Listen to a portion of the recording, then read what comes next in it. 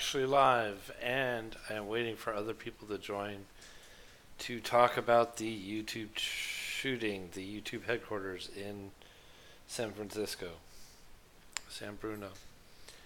So if anybody cares to join me, it would be wonderful, because being in here by myself again is kind of boring, and I also need to check my audio again to see if it's working, and I can't do that alone. I'm pretty sure you guys can hear me, but I can't be sure. So if anybody wants to join me, please do so.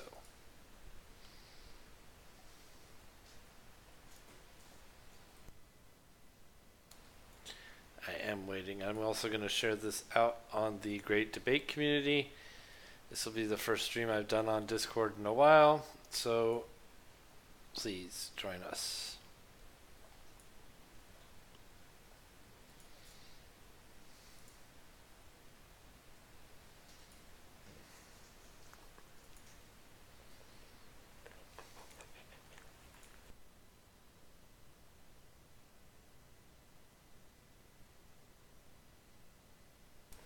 Ochiwawa, if you are on Discord, please join me in the stream live voice channel.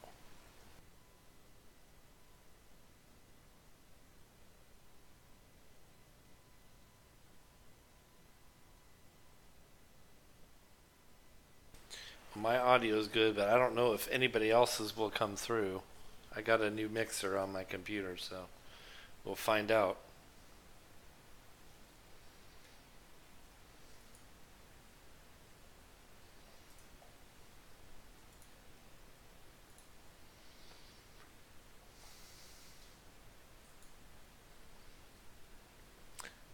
It's kind of boring by my lonesome. Not much to talk about other than, yes, there was a YouTube shooting. YouTube headquarters was shot up. My understanding is that there were 3 people injured, and 1 person died. The person that died was the shooter, and it was a female. That's as much as I actually know.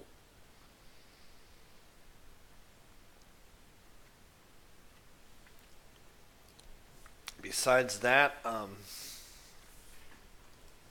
there's very little information about it.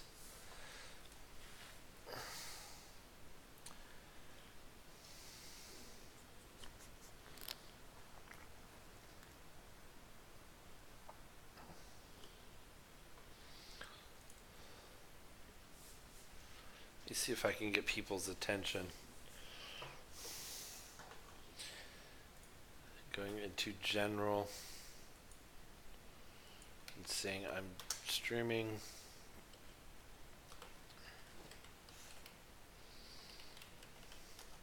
Snuffy, welcome to the stream. Please unmute yourself. Oh, he left. Darn it.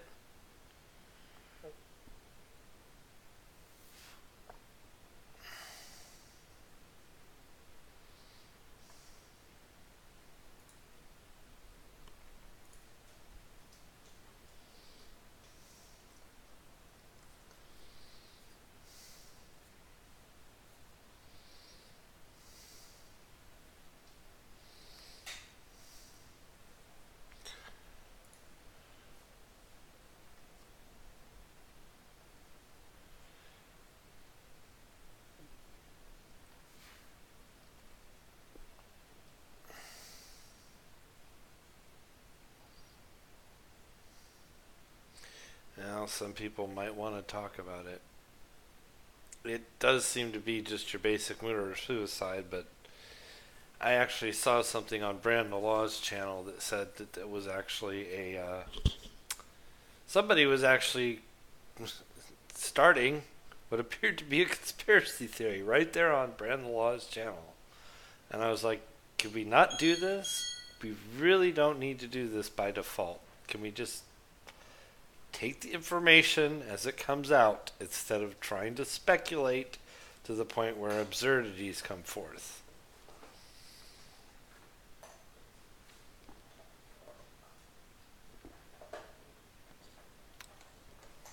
Now that's a chicken and egg problem, sewer tapes, because YouTube could have. Oh, who's there? Let me see. Who is that? Hello. Synapsis. How are you? Pretty good yourself? Pretty good. You know we're live on the Great Debate Community channel, right? Yes, sir. Okay, good. Just making sure. Yep. Well, you sounded lonely, so I figured I'd jump in. Well, good. I'm glad somebody's here to talk to. Yeah. So, yeah, the chicken and egg problem is did they shoot because they were removed for inappropriate content, or should YouTube remove them for Have they? inappropriate content because they shot? So this was a YouTube streamer of some kind? They don't know. That's just somebody making a perhaps inappropriate pun. Uh, well, that'll happen. Yes, it will. I mean, it was already a Yeah. meme within an hour of me hearing of it. Like, see what happens when you demonetize. That's what I saw. Well, mess with people's money. That's usually how it goes, isn't it? Well, yeah, but it's not like demonetization is a new thing. It's just, it's just.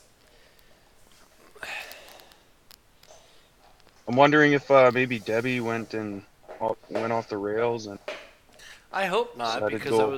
I was actually trying to give Debbie a bit of a reprieve from the normal people being against her position. Yeah. I was actually No. trying to get No, her I to, didn't even know that happened. I was trying to get Wasn't even her to aware. talk to Shannon Q, so because Shannon Q likes to talk to people without pressure. Because We got to get someone who's able to be talked over and be able to put up with how Debbie acts. Not that she's a bad person, but just doesn't have common it's skills, I guess. it's tough to talk to Debbie. It really is. I've tried. Oh, I've listened to quite a few, but yeah.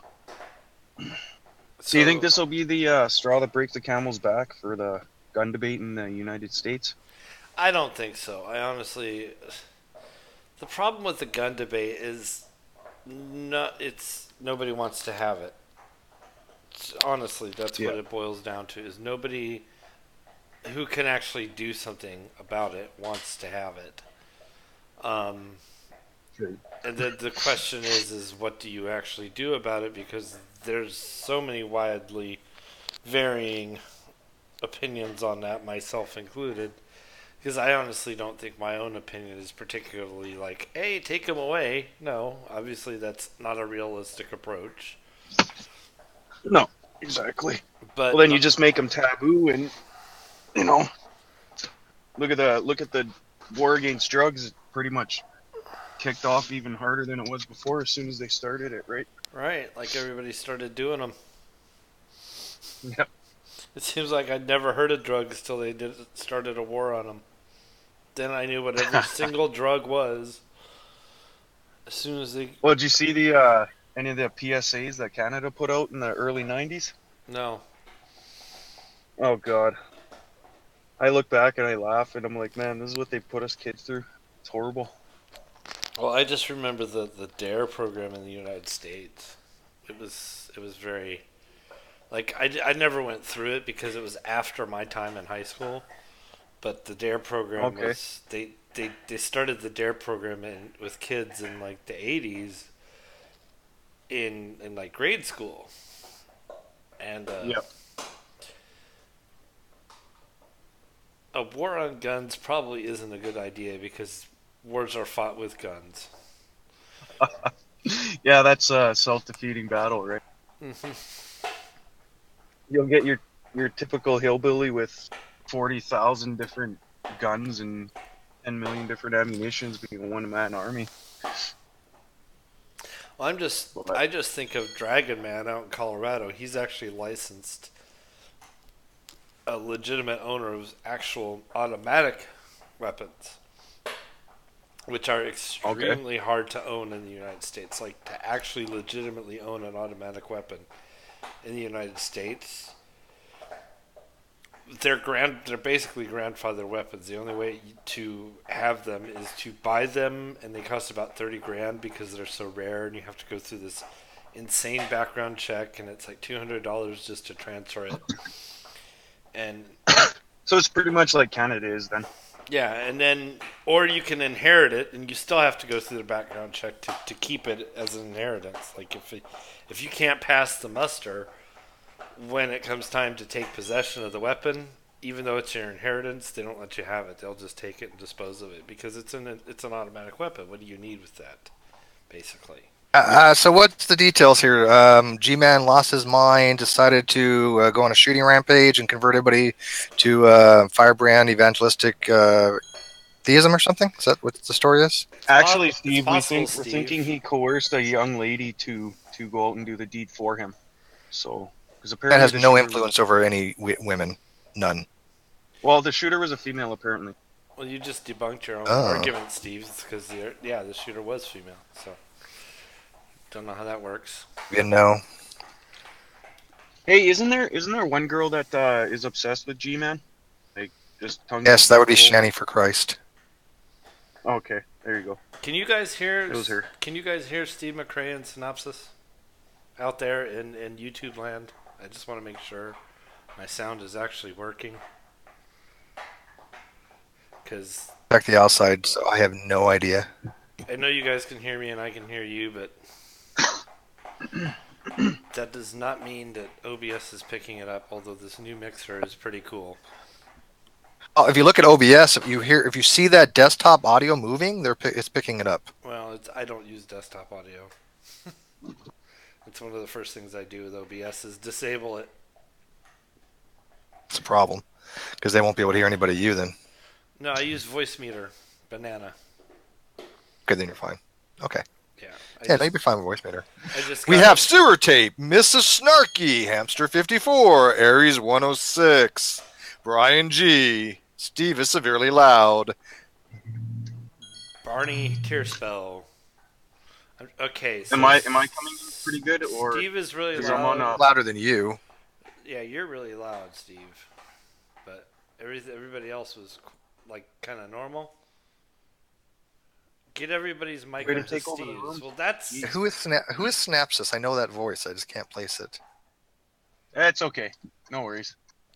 I'm worried about the doxing on the Discord because I'm just figuring the app out. So I haven't hit all my I know that voice. You know I know that voice. Yeah, you've talked to me a few times. Yeah.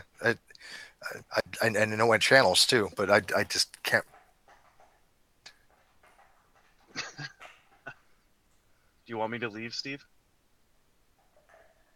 No, I know you. I know that voice. I just can't match it to the name right now. Ooh, Remember that one guy in high school that you had a beer with in the teachers' lounge? Oh, never mind. Synapsis is Hogtie Champ. I don't think Synapsis is Hogtie Champ. Anyways, we just got done having a really nice discussion with one of the producers for BuzzFeed. Oh wow! If they like the final product after we done editing and stuff, they might put it on their BuzzFeed link. And if that's the case, then I'll be exposed to lots of people. Just FYI, our video with Arn Raw and Hovind just hit over 100,000 views, guys. Yes, and that's within a month. That's not bad. A month, 100,000 views. That's really good, actually. Like really, really good. Hi, hello. Hey, Johnny. Johnny drive by. My brother was me, but yeah, I think you kind of figured that out. We can kill the YouTube chat because we don't need that anymore.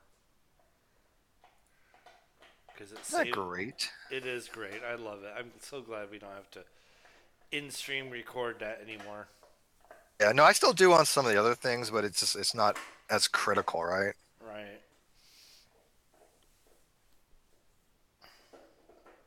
The details going on with their YouTube shooter that I'm curious. By the way, I don't mean to be yawning, but I'm tired.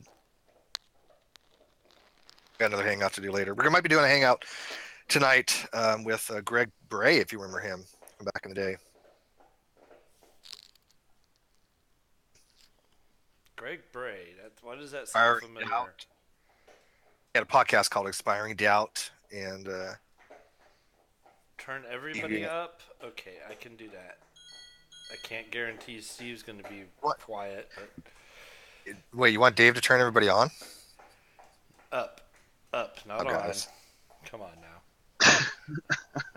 We can always turn into that, though, Steve.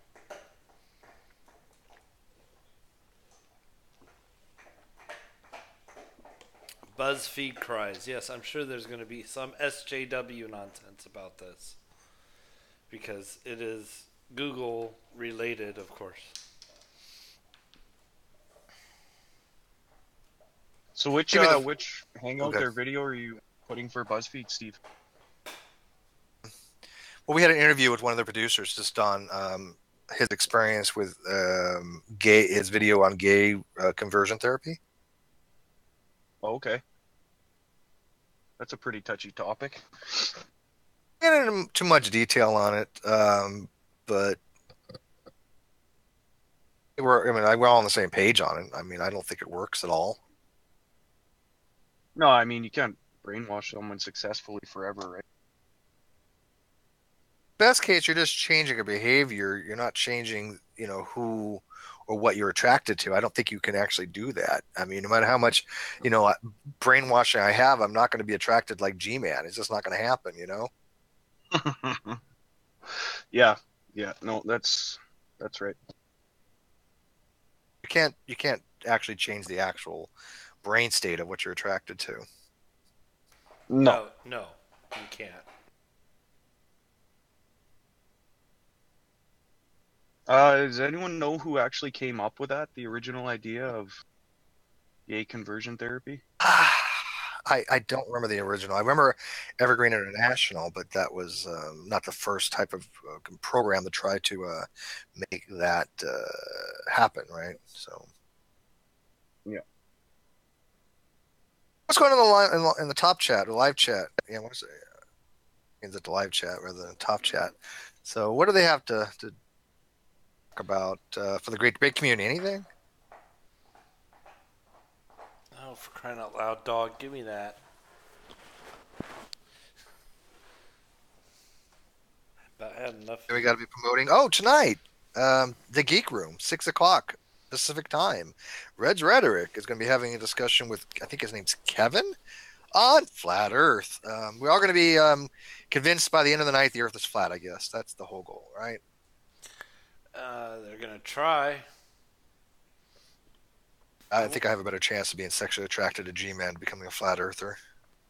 I wonder if they're going to bring up this new Brazilian scientist April Fool's Day joke, because that's pretty much what it is. Which joke was that? Did you hear about that? No? They had a April, basically a bunch of scientists down in Brazil, apparently, and it has to be a Poe. It really does. They came up with this a whole, and I think there was 5 of them, and they just came out with it on April Fool's Day, which is. Are you talking Bilu? Bilu, yes, that's what I'm talking about. Oh god, no idea what you're talking about. Oh my god, Steve, go watch who was that? Sly Sparkane and Sean from yesterday. Yeah, well, oh my god. Sly Sparkane, Sean Hufford have covered it. Soundly and Tim Osman, your favorite sniper, have covered it. Who is this Tim guy? I know he's a huge sniper, but he's ever been in a hangout? I've been in a hangout, and he came in and sniped all of us out. I don't think he's ever been in an actual hangout, has he? He's been in one with me, and I don't think he does anything but snipe everybody because he thinks it's funny. But other than that, He doesn't actually participate in anything. No, he doesn't.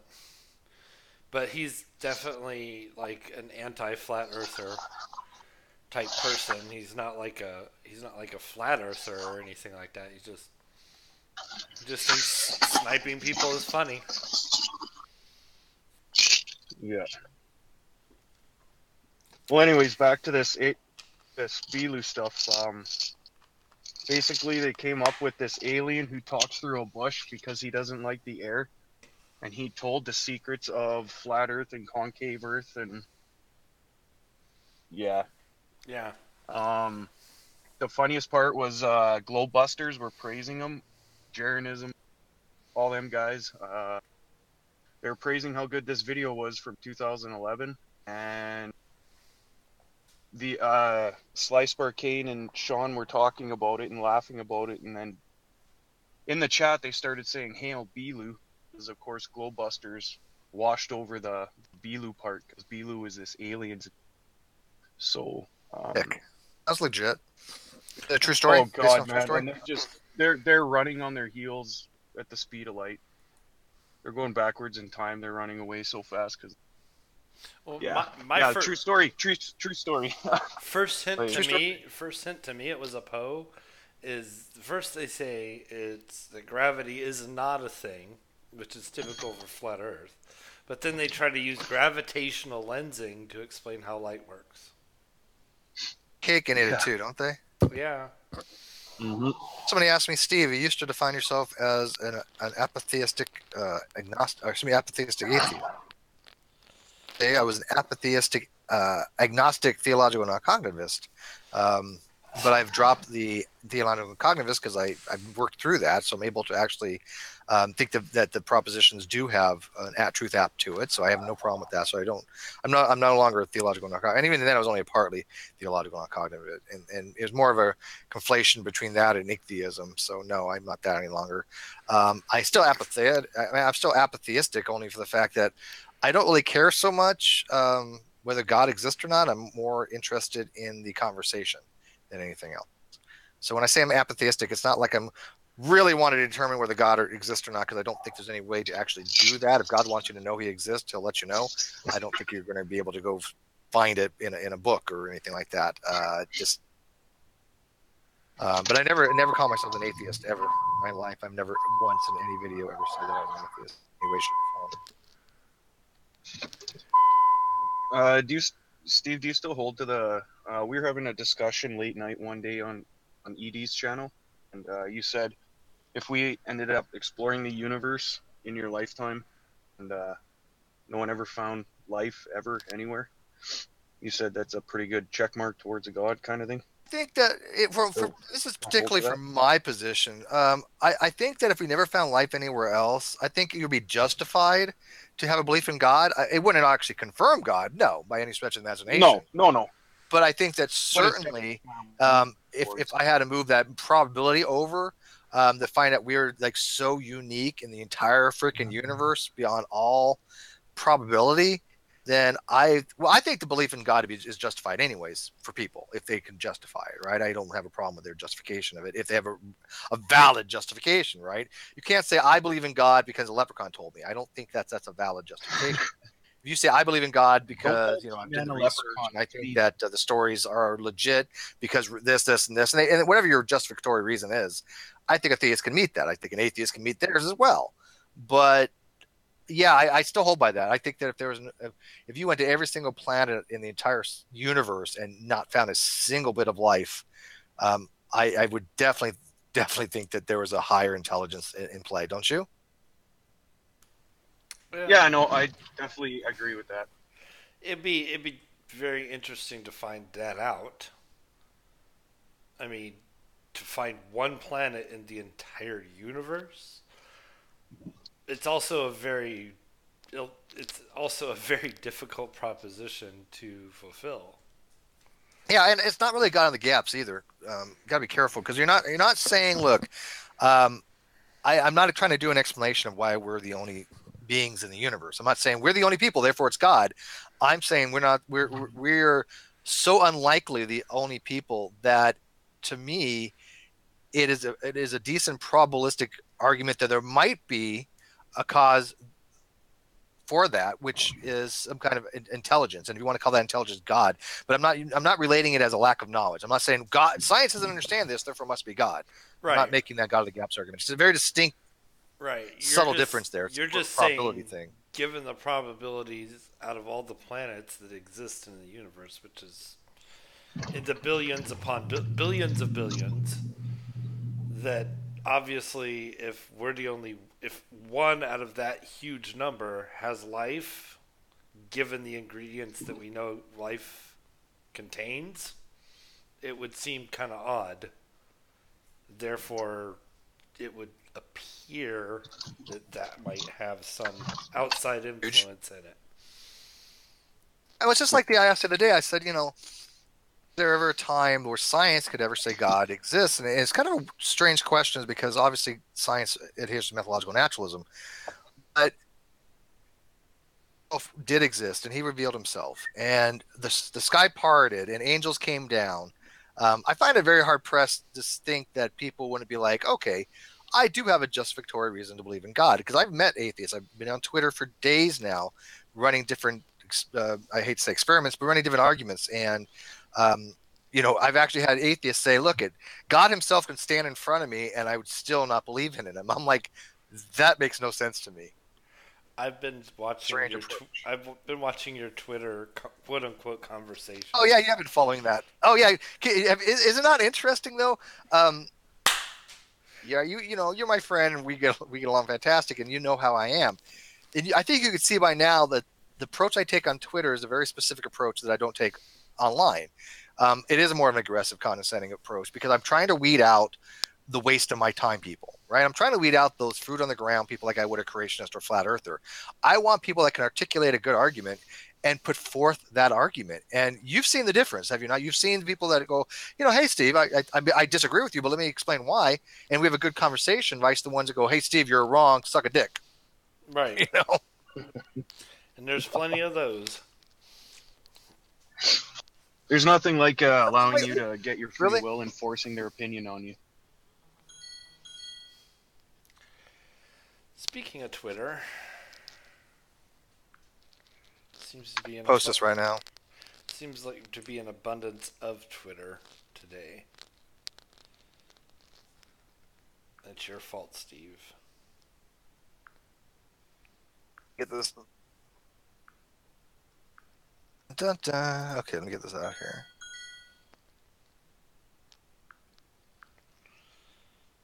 Tapes ask, are you sure they wouldn't just say God could be present? God could present himself and I wouldn't worship him? Oh, they say that too, Sue, and that's fine. Now, I got some different problems with that, right? Look, it's perfectly fine to say God, if God exists and he showed himself to me, and I recognize he exists, I believe that he exists, but I don't worship him, perfectly fine. However, I got to say, from human nature, if God himself stood in front of somebody and threatened me with eternal damnation if you didn't kiss his ass, most people are going to be kissing his ass. We've seen this in history. People have committed the most atrocious atrocities because of fear of being punished, right? That's human nature. And here you have the greatest punishment of all time, eternal damnation, and you're just saying to that divine being, hey, fuck off? I think that's bravado. I don't think you would do that.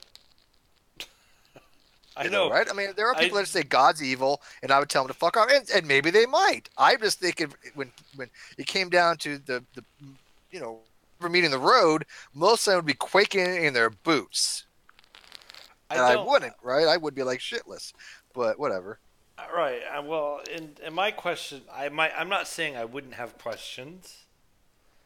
Like, okay, what's the actual deal? Because nobody alive seems to be able to straighten it out for me.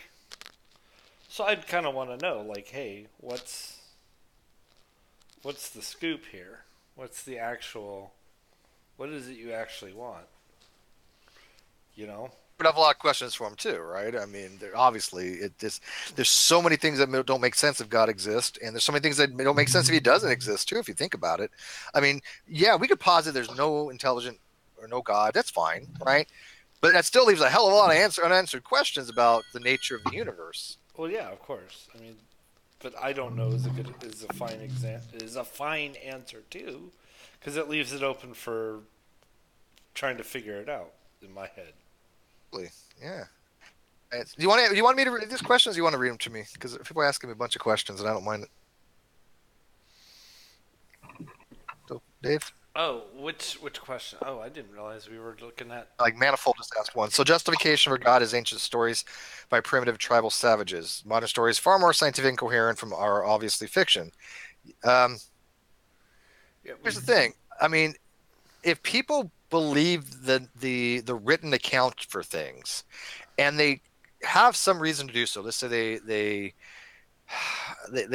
read the Hebrew, they read the Greek, they read the stories, they sound plausible to people, and for some reason it comports with their coherent framework of reality, then I think it is justifiable. Sure, that's up to them, though, right? I mean, you can't say these people are not educated people. They're very educated PhDs that study the Greek and do textual criticism, and that still believe that God exists. Then cut and dry saying, well, hey, the Bible's like Superman comic book. I think that's kind of a very poor false analogy. I think there's a lot of problems with the Bible. Don't get me wrong. I mean, obviously the flood never happened. Obviously man wasn't swallowed by a fish for 3 days. To say that you throw the baby out with the bathwater, I'm not quite thinking that's a rational argument. I think a better argument would be like this. We know, if you want to accept fictional truth statements, if you want to say, hey, for example, Superman can fly, that's a true statement if you accept fictional truth statements. It doesn't have any comporting to reality, right? There's no being called Superman. So if I say Superman can fly, I can't use correspondence theory of truth because it doesn't correspond to anything. So how do you say that that statement's true? Because the fictional character, that's one of his fictional character, right? That doesn't exist. Well, that's one of his characteristics, though, is he can fly. But look at what it means to be true, right? There's different theories of truth. Let's say I use like deflationary theory of truth, which is kind of like what I go by. Deflationary truth would say Superman can fly. I think that Superman can fly. That it's basically saying Superman can fly. It's the same statement as Superman can fly. They're exactly the same statement. You're saying that you think it's true. It doesn't comport to anything in reality. It doesn't. No, it doesn't. Apps to. It's not supposed to either. It's a fictional statement. Superman can fly. Well, if you're using correspondence theory, then I don't see how that'd be a true statement. It doesn't have any correspondence with reality. But that's just for arguendo. But anyways, so if you accept that you can have false, or excuse me, not false, but fictional truth statements, then you can apply this to God. God is this ability. This God has this criteria, that parameter that you're parameterizing him with. That's also something that man has done. God has never, that I know of, said these are my parameters. I'm this, and this, and this. It's through the Bible, but that's all written by man and man's interpretation. I think we give, and Ozzy was kind of touching on this a little bit, and I happen to agree with him, but I think we give the stipulative. Well, yeah, what we think God is. We assign the attributes to God that we see fit. Just like a comic book writer would for Superman, though, right? And that's a better argument to take, right?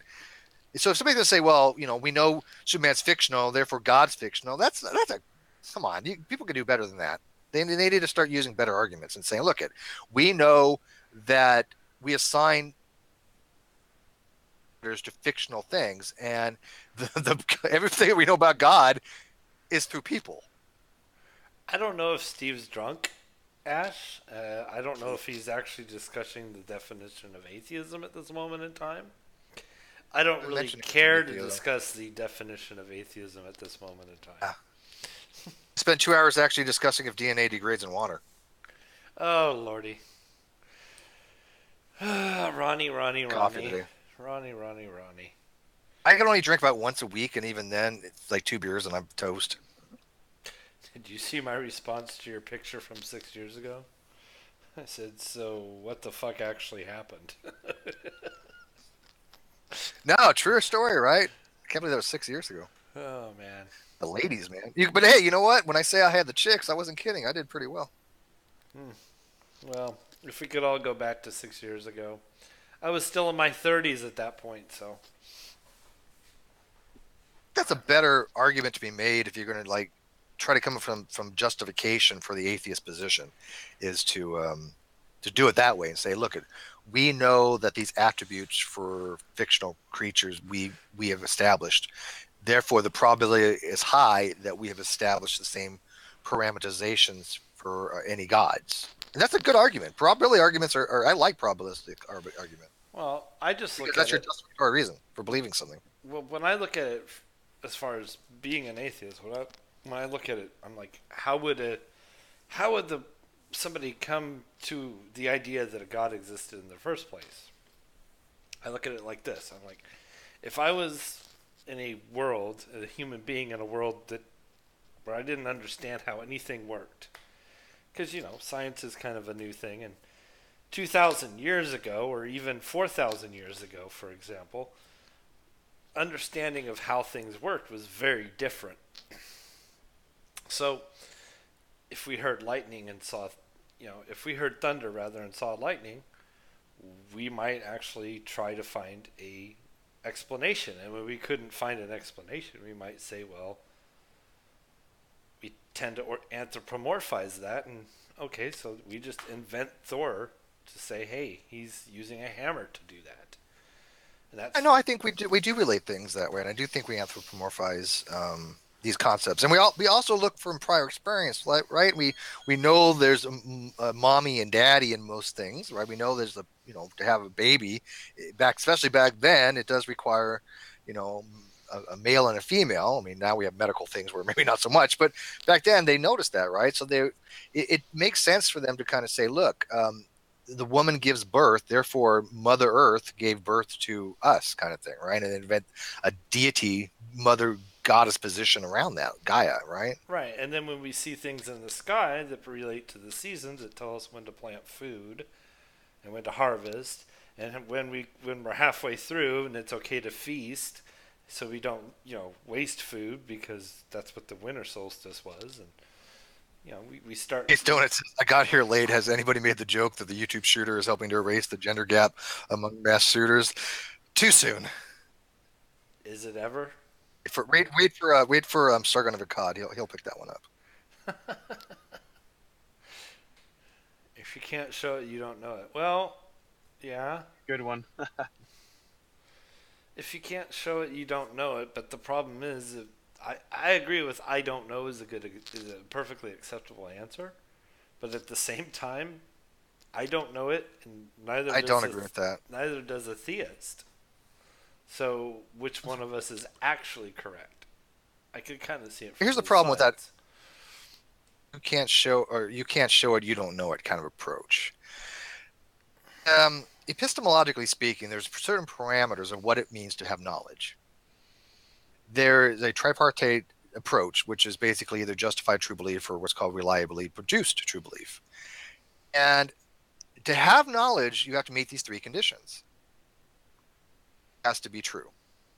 2, S has to believe P, meaning that the subject has to believe that the proposition is true. And 3, S has to be justified to believe P. In terms of what we call knowledge, right? So if you have a situation where something is true, you have a condition where you believe it to be true, and you have the condition that you're justified, you don't have to show it, and you still know it. Like, I don't have to show aliens exist. I can say I know it, but then you have a very high I don't think you can make that epistemic burden. But aliens exist because probabilistically speaking, it's more likely they do than don't. I think that's a hard argument to make. I think you can stick with belief. I think it's easier. But there are things that you can say, I know this, although I can't show it. For example, I know that I exist independently of my mind from your mind. I know that to you, but I know it to be true. Not know that I exist. Self-evident to me because I'm asking myself that question. But I can't demonstrate to you. You don't know if I exist or not. You have no idea. You assume that I do, but Yeah, I have no It's clue. easier to than think of the consequences. I think that if I don't, right? Well, I yeah. think it all comes down to what type of claim you're making. Yeah, no, I agree with that to some degree too.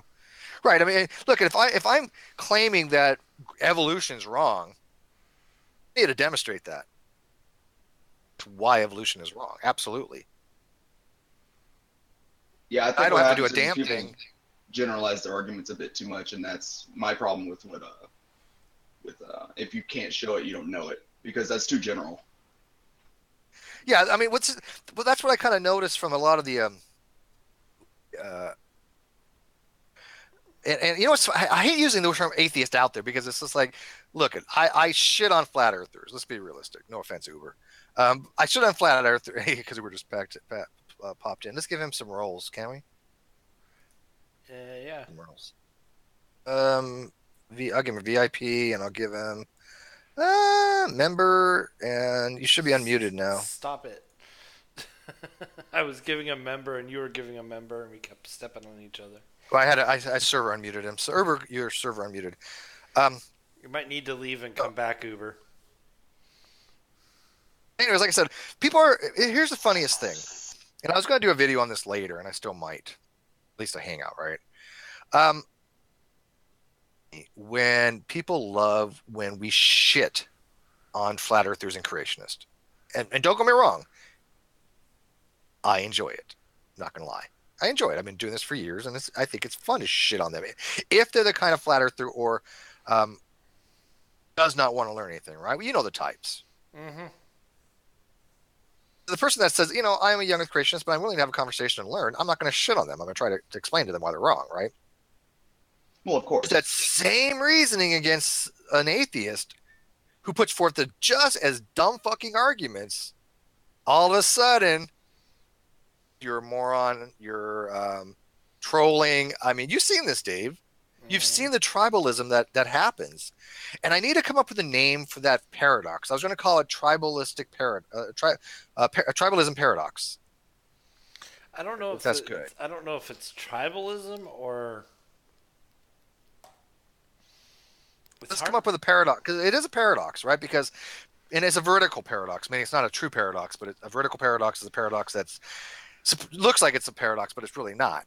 But why is it that people cannot apply the same reasoning to their own group as they do other group, right?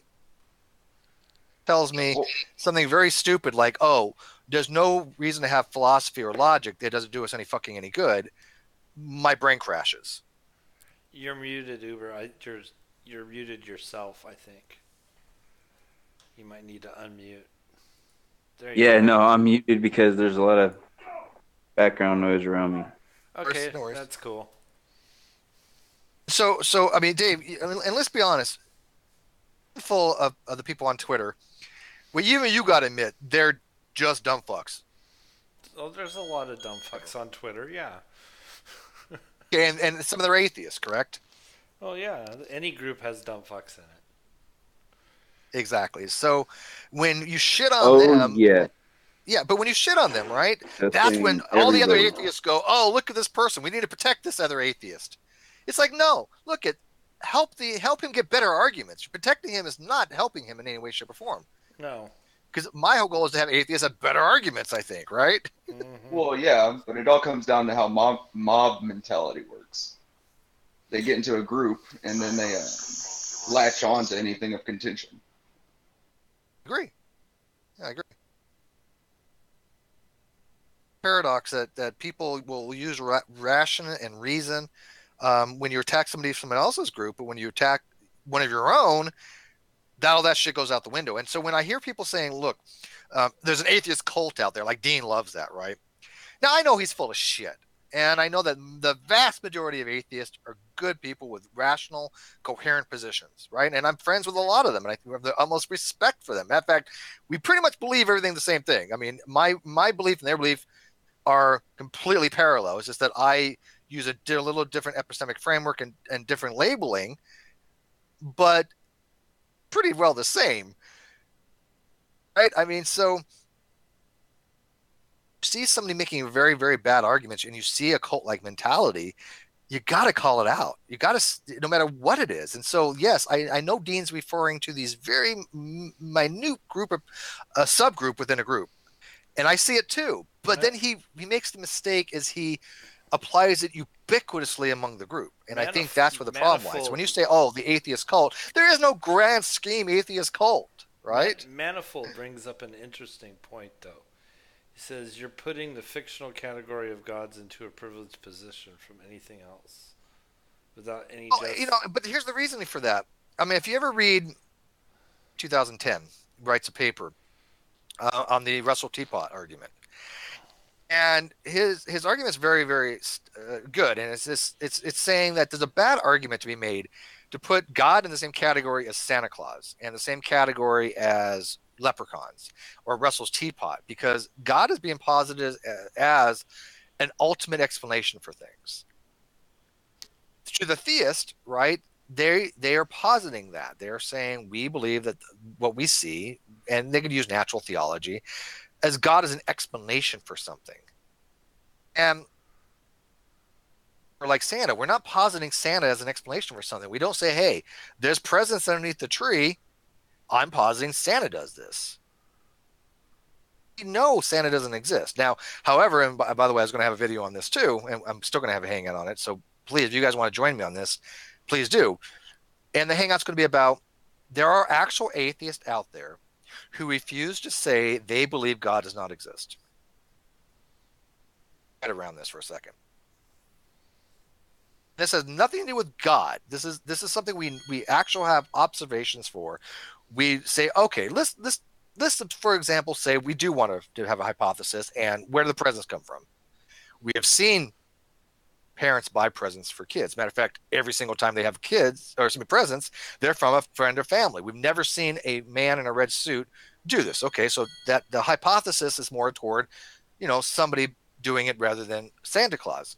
Then you can say, okay, how fast would Santa have to be moving in order to deliver all these presents to kids all around the world? And I'm sure it's probably pretty damn fast, probably greater than C even. So that's pretty unlikely. We also, can say that reindeers don't fly. We all this evidence to say, okay, what's more likely, Santa? A naturalistic explanation. Now we've seen naturalistic explanations for it, so we don't need to posit Santa. So, but we don't have a naturalistic explanation for the entire.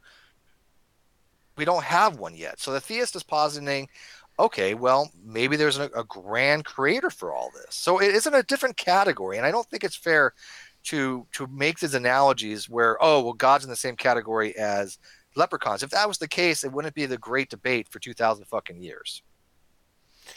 Okay, but again, Manifold kind of gets to what I was getting at a little bit. God started out as explanations for specific natural phenomenon and evolved over time to be a generalized God to tell the story of how everything got here. It didn't start. No, and there's a point to be made for that. Sure, I'm not discounting that. And there was, this thing where each God had an individual thing, right? But still, it doesn't take away from the grand scheme that the theist is positing something, and just to be dismissive of it, because, well, we've seen other gods that, well, you know what? We don't even know they don't exist. Like, for example, Odin, or excuse me, Zeus. Ocean believes Zeus exists, so you can't really make existential claims like that. You can't say, well, these gods don't exist. Maybe they were some kind of being, and they call that a god. And maybe they, for some reason, thought that it was attributed to something natural. Now, I'm not claiming that, right? But it doesn't have the same explanatory weight as something like we already know doesn't exist, like Santa. Yeah. I mean, it's a valid argument to be made, but just to be dismissive like that, I don't think it's not going to convince any theist, right? I think it's an argument that depends on who you're talking to and at what level they are in that discussion, because it does fall apart upon closer examination.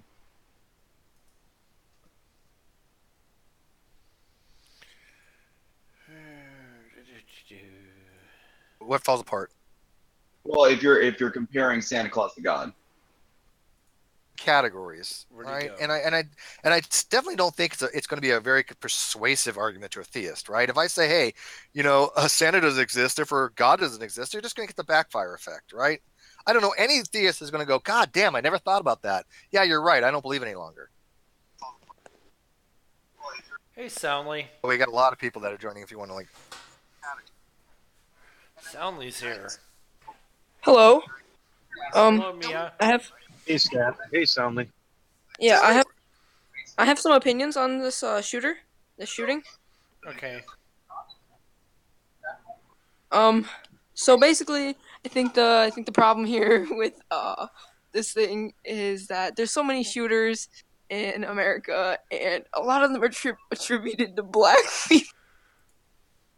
Attributed to what? I muted him. I'm kicking it. Thank you. Go ahead, yeah. You think I'm stupid? You think I haven't been? I'm new to this. Come on. Yeah. Well, it's your server, so. Exactly. If you're gonna troll, you need to not laugh before you get. Yeah, I was about to say stop giggling in the middle of your sentence. Trolls are not like they used to be. Hey. Have some good trolls. That was a horrible attempt. Horrible attempt. I'm telling you. Back to the actual topic. So what are they? So again, like I said, I think when it comes down to it is what do you want to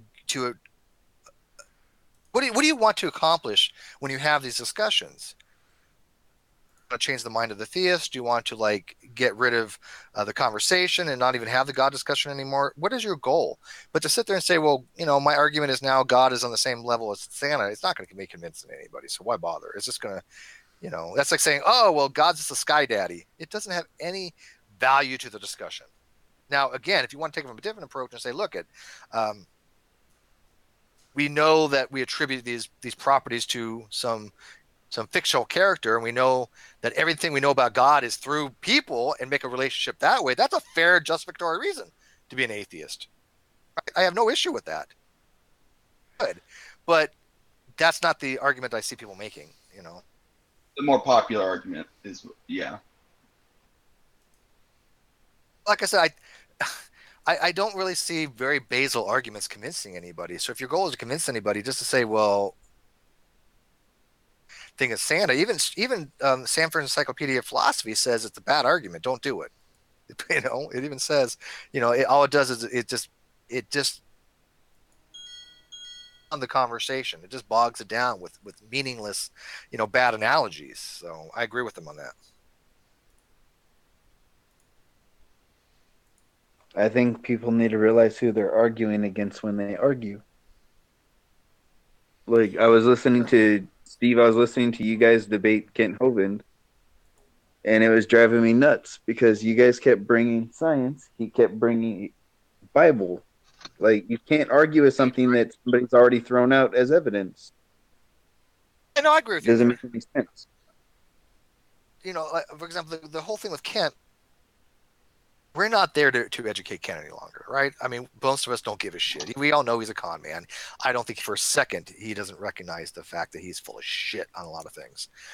But we give people the science, or more importantly, other people give the science because they're a lot better than I am, that he looks really stupid, right? The goal at that point is to make him look dumb. I'm not going to front because there's only so much you can have at some point. You got to say, look, this person doesn't know what the fuck they're talking about. Get somebody on who does, like in this case Aaron, and just humiliate them. And that way the people watch this go, I don't want to be like that guy. I don't want to be humiliated like that. We had 100,000 people watch that debate or that discussion. Oh, I learned a lot. I've been doing a lot of looking into stuff, man.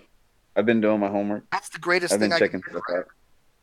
Uber, if somebody says, I watched one of your videos or watched one of your discussions or whatever it is, and I learned something, I'm on cloud nine, right? I'm so happy. Yeah, dude, I learned I learned what you guys were arguing with. I learned a lot of. I pick up patterns and stuff, man. That's what I've been taught my whole life. There's patterns in everything. And if you're able to pick them out early, you're ahead of the game. So I think pattern seeking is fine. I think a lot of people kind of underestimate pattern seeking. I know there's a couple people in the community, like true empiricism, that just says, "Oh, that's just pareidolia," or that's just aprophenia, because he doesn't know the difference. But he just says, "Oh, pattern seeking." Well, so what? What's wrong with fucking pattern seeking? I don't. Well, I understand don't even why think it's that's really a like bad argument. seeking patterns. It's just noticing the pattern. That's all. Because I can't help but notice it, man. I see it with the people I talk to. It's kind of along the lines of, like, seriously, driving for Uber and driving 2,000 people around over the last year. I had conversations about all kinds of crazy stuff with people, and you start to see a pattern with being able to pick up, like, what you almost can tell what they're going to say before they say it a lot of the time, and it gets to be kind of repetitive after a while, actually. Well, I've actually been doing the math on Doesn't- Santa, by the way. They said he needs an acrobat Doesn't drive, Kent though. himself? Doesn't Kent himself basically speak in patterns and use patterns to Oh, justify yeah. his beliefs? Oh yeah, that's one thing that drives me nuts. Do Like, some you can math. time his So. responses. He seriously has the same argument for everything. Well, his argument hasn't changed in I think 20 Kent doesn't years. truly believe. I think he definitely truly believes, but he knows he's full of shit. That he doesn't know these topics. There's no way that I think that he thinks he's well educated on these topics. Steve, I read his doctor's, quote unquote, doctor's thesis, right? I've been teaching science for 15 years. Well, I speed read it, which is sad because you shouldn't be able to speed read any doctoral thesis. In 5 minutes, again, God of the that's world, pretty yeah, I know. sad. That should be difficult. I was trying to do it last night, and it was horrible. Well, I sped You read don't it do that. in 5 minutes, and it's like this is the same shit he said in R and Raw's debate. It's the same thing. He won't He's do been around two saying without it him, for by the way. He's been saying it for 20 plus years, and it's like ridiculous. This is insane. Why don't come Round on? two with Arn. I'm surprised. He wants to do it on a channel where they would mute Arn, and Arn's like, "Fuck that." Mm-mm. At least not that I'm aware of. If for some reason Arn and Hovind work something out and they do it on some other channel, that's fine. But I've been talking to Arn, and I don't see anything happening like that in any near future, because Kent wants to be on a channel where they're going to give him 50% of the time to ramble, and Arn's like, "Fuck that." I was actually surprised he wanted to go in another debate after King Crocodile kind of slapped him around. Realize how bad he gets beat. He's only in there to placate his followers. He could say the dumbest fucking shit, and a Hovind and I would go, "Look at him, he's so smart." That's exactly what Glowbusters did with that Beelu stuff. They're like, yeah. You got to check it out You later. could build an entire genome from one chromosome, and not a single goddamn Hovinite stopped to say, "I don't think that's true." Wow. I question stuff. Point of order here. Trippy Tiger, Jonah, your little sock accounts, they're not getting any profiles either. So you're just not going to be able to talk. You might as well just stop. If you ain't got a profile, and you don't type anything, and you don't acknowledge, and you don't get verified, you don't get to be seen or heard on stream. Sorry.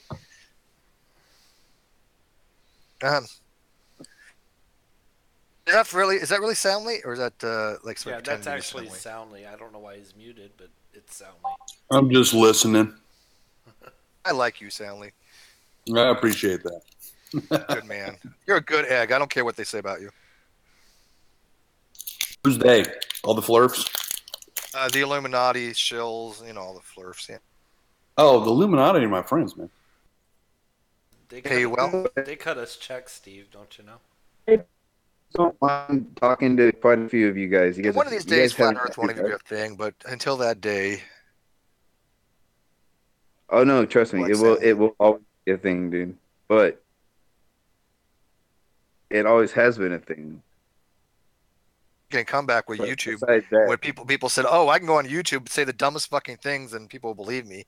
That's how it made a comeback, because there's an open platform. If there was, I guarantee, if YouTube wasn't a thing, there would be no flat earthers.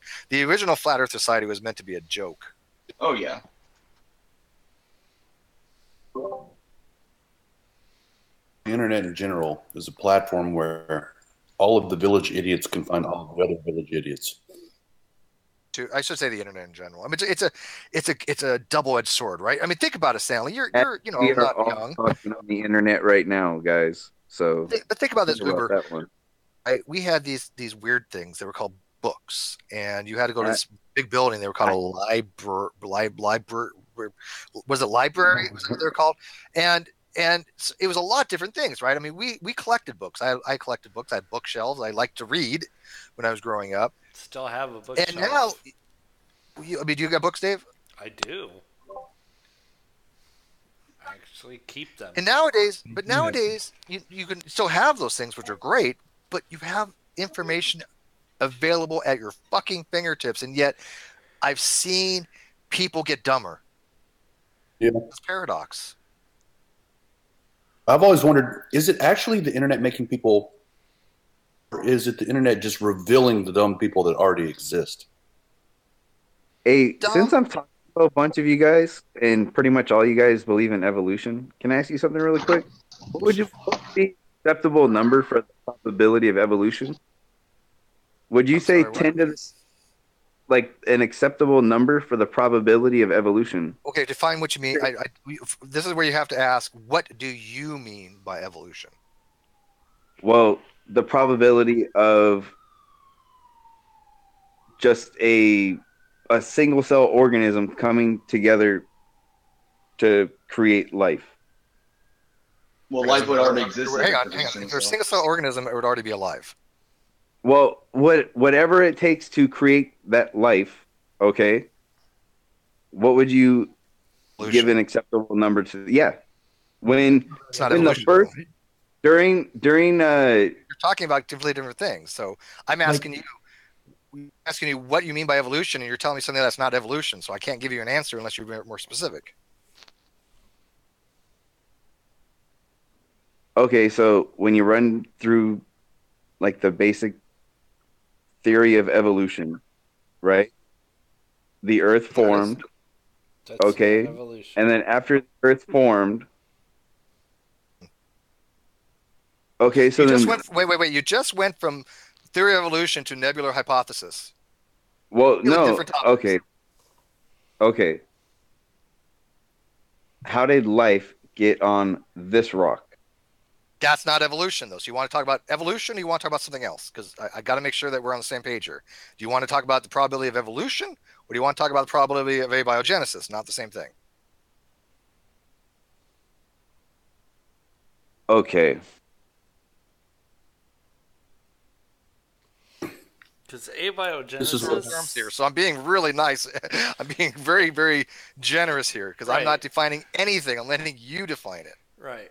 What happens when people like Kinham and Hovind conflate different words and different ideas? Yes. So Abiogenesis is what you're talking about. Go that direction. the probability of abiogenesis is 1. Abiogenesis occurred, and a logical proof for that would be premise 1. At one time, life did not exist. Premise 2, life exists now. Conclusion, life came from non-life. Conclusion: life came from non-life. That life came from non-life at some point. Right, it's an inescapable conclusion. The question is, what's the mechanism? Well, that's a different question, isn't it, Soundly? He hasn't asked that yet. We're trying to make him think. He likes to think. I'm gonna help him out. Well, no, like okay, so I'm thinking along the lines of like Uri and Crick, or have you guys thrown those guys out? Miller, you mean? Miller, my bad. Crick discovered, well, kind of covered the double helix. Right. You're right, my bad. Yeah, Uri Miller experiment was not an experiment to create life. You do realize that, right? So then what exactly were they trying to do? Why don't you tell me? I mean, you brought it up. Everybody in this room, I guarantee you, knows about this stuff. We already know this stuff. You're well, no. stuff, maybe. So I'm asking. I was just asking to clarify because that's okay. So Uri Miller was to try to ascertain if you can create complex carbon molecules from certain very basic building blocks under certain conditions. The first experiment came up with about 6 amino acids. They reran the experiments and found it actually created many, many more even from the initial one. And then I believe the one they ran in 2008 came up with 20 amino acids, if I'm not mistaken. People can look this stuff up. But those were complete successes. The fact they were able to create a complex carbon molecule, that how much more of a success could you need? That's what they set out to do.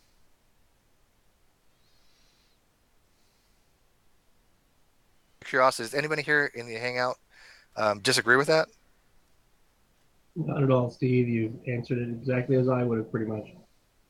That's why. I'm just looking up how many amino acids came out of that because I know it was 20-something. Or right I'm doing this by memory. I'm not looking this up. Obviously, I didn't have time to research this. I'm just looking it up for you to verify. But well, this is actually this tribalism, Dave. You know, I pay you to just agree with me, no matter. All right. Well, where's my check, Steve? Yeah, about to say, you, Dave. Dave does a lot, but you know, I think it works out well because Dave's starting to run his own channel now, and so this is a great platform for him as well to build up his channel. Just coming in and out. Oh, Mr. Jonah, who thinks he's going to be able to talk? If they're just a troll, just kick them.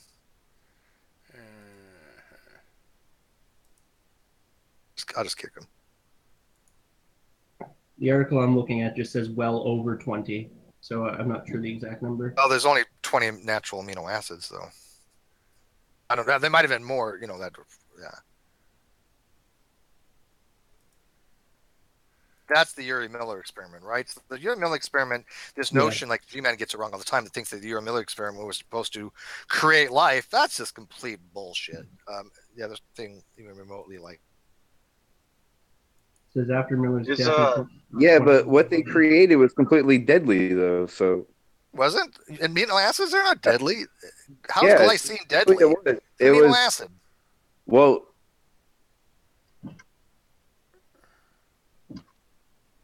that amino acids are deadly? You know, because if that was the case, proteins wouldn't form. This is so much easier to do when we're doing a hangout because you can share screen and stuff like that. You got the screen share. This is pretty simple stuff. I mean, I don't think you understand what the Uri Miller experiment was. Maybe you should research that and then kind of come back and ask. And then if you get some technical questions that we can't answer, we'll get somebody who's a chemist or something or biologist, because, you know, this is just really basic first-year biology stuff. Yeah, so Steve, it says that after Miller's death in 2007, scientists examined sealed vials that were preserved from the original experiments and were able to show that there were actually well over 20 different amino acids produced from his original experiments, considerably more than what he had originally purported, and more than the 20 that naturally occur in life. Experiment later on, a couple years, like, I don't know, like a decade ago, and probably I think they found a couple dozen. Yeah. Natural, but they obviously found other amino acids that are not normally found in nature, several dozen of them, and I think they were looking for them in space too. I think they were trying to find certain complex molecules in there. But yeah, so I mean, it's just a misconception to say, oh, the Uri Miller experiment was unsuccessful, because that just shows that they don't understand the Uri Miller experiment, because they accomplished what they set out to do. The experiment was a complete success. Well, honestly, I don't think that it actually was, because if it was like to... How could you not? Wait a minute, Uber, hang on. Well, no, if it was to wait. Uber, if the experiment was early conditions, right? It doesn't matter if they got the conditions wrong, but then they reran the experiment in 2008 and I think in 2010, and they got the conditions right. It doesn't matter. The fact remains that under many different types of conditions, and matter of fact, many different types of planetary conditions, we know amino acids can form. That was the intent of the experiment. It was a success because the experiment was, could complex molecules form? Yes, they can. Not a complete success. I don't get that. Well,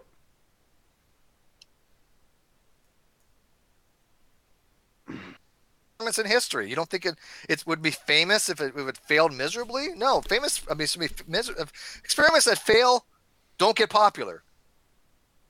For one, Aries failure. But flat earthers love that one. But if you ask the average person what Aries failure is, they're going to say, "What the hell is that?"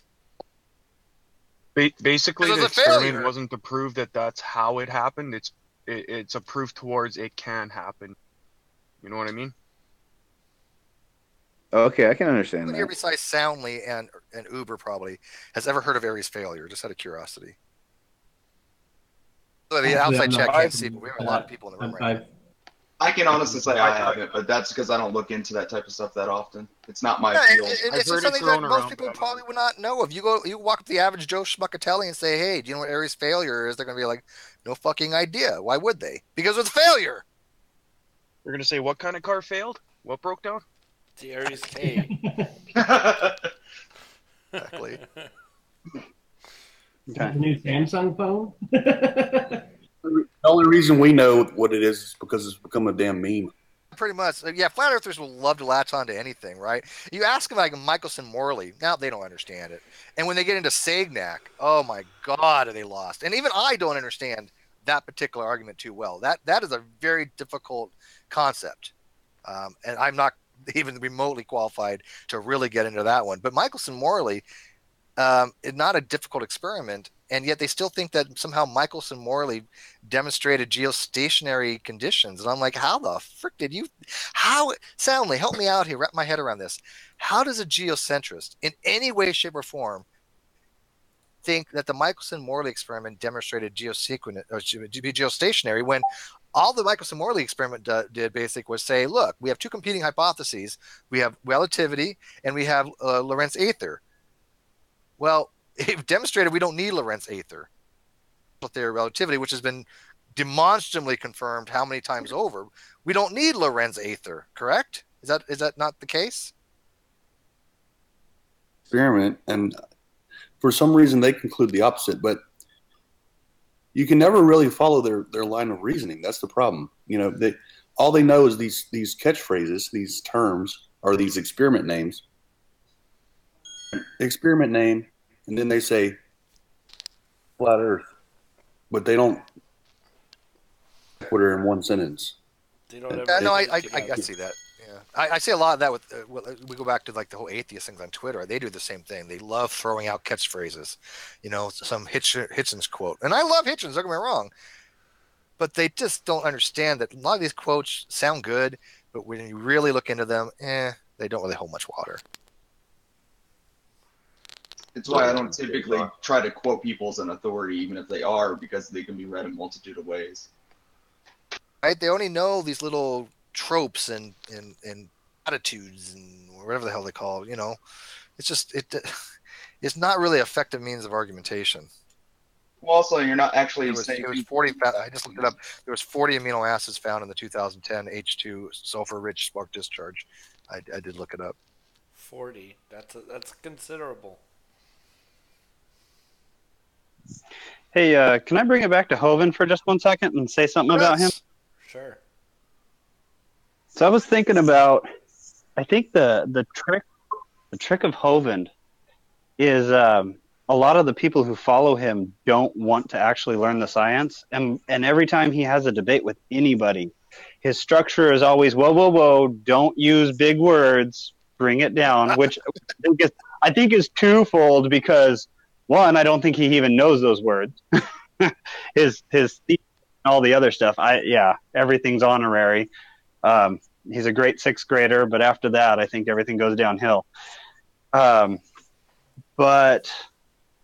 I think the thing he wants is that instead of the people following him being required to actually educate themselves on the subject, he wants the scientists and the biologists to bring it down to a layman term so that, but there's so much that's lost when you convert it down to a layman.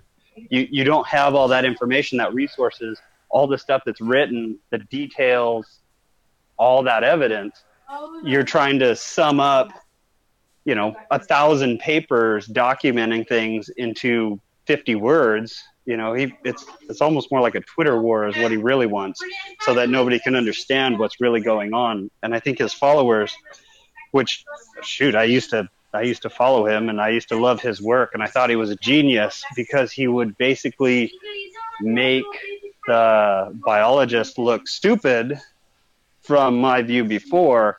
Now when I look at it, it's like trying to tell him you can't use English to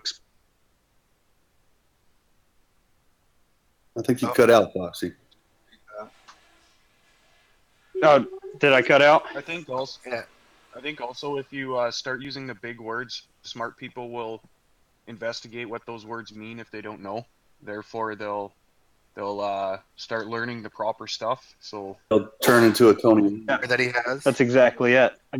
If you're not willing to take the time to learn, and most of them don't really want to know, they just want to hear a good argument against why they shouldn't have to listen. So, well, it's reaffirming the confirmation bias. Science is hard.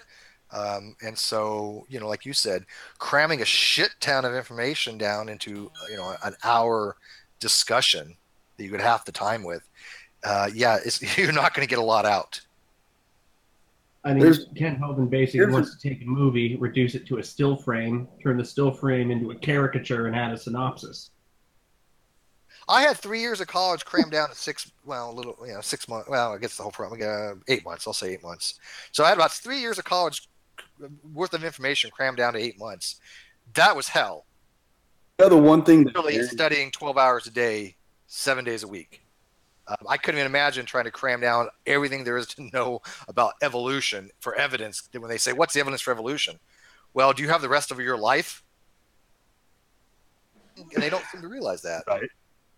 1 million hours of work already done, and they want it condensed into 5 minutes.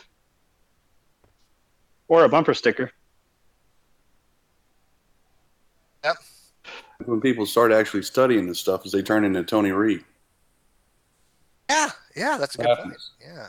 And then is that because people have had that happen. Like, dude, I'm telling you, like Wayne Fillmore was friends with Hovind. Wayne Fillmore used to be a huge Hovindite, and he would just, for years ago, he would be like, "Steve, you don't know the truth. You don't understand young Earth creationism. Go. And that's when he challenged me into a debate, and I was like, "Well, fuck it, why not?" And now he's no longer a young Earth creationist, and Hovind knows that. Yeah, I think violated. He felt betrayed by Wayne. I think what Stanley already shared that with you, Steve. But what Stanley was pointing at too is like if you're having a discussion and you remove all the quote unquote big words, if somebody's on Ken Hovind's side or anybody taking that kind of a position, if they want to do any further research, they don't even have the right search terms to arrive at accurate. If you're searching colloquial terms or like just a general discussion and trying to find yourself like a peer-reviewed article, you're not going to find it because you're not using the right terminology. Not only that, you'll always land on creationist websites because they're the ones who always use the colloquial term. Exactly. Wasn't Google going to do something by listing by factual content? And by the way, it's not just the creationists that make mistakes too. When I see somebody like an atheist go, "Oh, only creationists use terms like macroevolution," a little part of me dies. You know what Aaron said? That debate with Kent that just stuck in my brain that made so much sense was a paternal test, and they take your DNA and your child's DNA and they compare them, and they can tell you of people. They can tell you which one was the parents, right? That's how they develop their trees, biology, and I'm like, that's freaking. That's pretty well it. Yeah. That just makes so much sense. I mean, how can you really even argue with that? Yeah, it doesn't fit their narrative. It doesn't fit what they believe. I mean, here's a guy that's asking, well, you guys think you're evolved from pine trees. I almost had an aneurysm when he said that. Oh wow! You guys went round and around, and around. Well, I'm half pine tree, half elephant, just to be clear. What I should probably say, I've probably got some elephant and tree in me as well. Somebody was saying a second ago, he turns it into a caricature to mock it, but it's really just a straw man that he's mocking. Yeah, because he doesn't have I don't think he has an understanding of it, and therefore it's easier to mock something you don't understand than actually take the time to understand it. The guy's had like 50 years to try to understand it, though. So at that point, I just got to say he's just willful ignorance. Well, yeah, definitely. Has anyone tried to have Ken Hovind explain how he thinks your eyes work? Yes, someone has He's actually told asked me that. Okay, because that usually works on some of the flat earthers if you just to show how either willfully ignorant or trolling. So To tell you how dishonest he is, I mean, I got him to basically admit that a couple of his claims were wrong. And he said, well, I'll fix them, kind of thing. Show me, send everything to me and I'll fix them if they're wrong. And, but he tried to change the subject into something else, but it was conclusive that the claims were wrong. I mean, I showed him step by step. Here's what you're claiming. Here's the citational source. It is not in there. One of them it wasn't in there. The other ones didn't say what it said. And I'm like, that needs to be fixed. And, did he yeah, did he but fix they're all it? just lines on the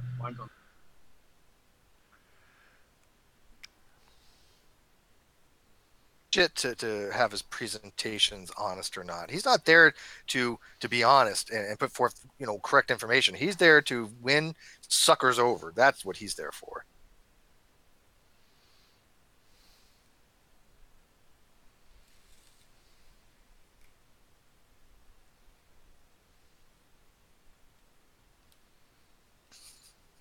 People got quiet. Holy crap. Yeah, they did. Sorry, I'm very deep into Stellaris right now. I thought my connection was dropped for a minute watch there. The live chat. Yeah, watch the live chat. We're just all silently agreeing. Well, there's the live chat, and then there's the stream chat and Discord too. Strikes on. And I'm trying to watch like Shaggy Sater say, like, what are you talking about? Well, all right, guys. It was a pleasure chatting with you for a minute. I got to get to work. I'll Fun. probably talk to you all later. Later, Uber. At some point. Peace out. Yeah, go nuts, man. You're always welcome, man. You're cool. You're chill.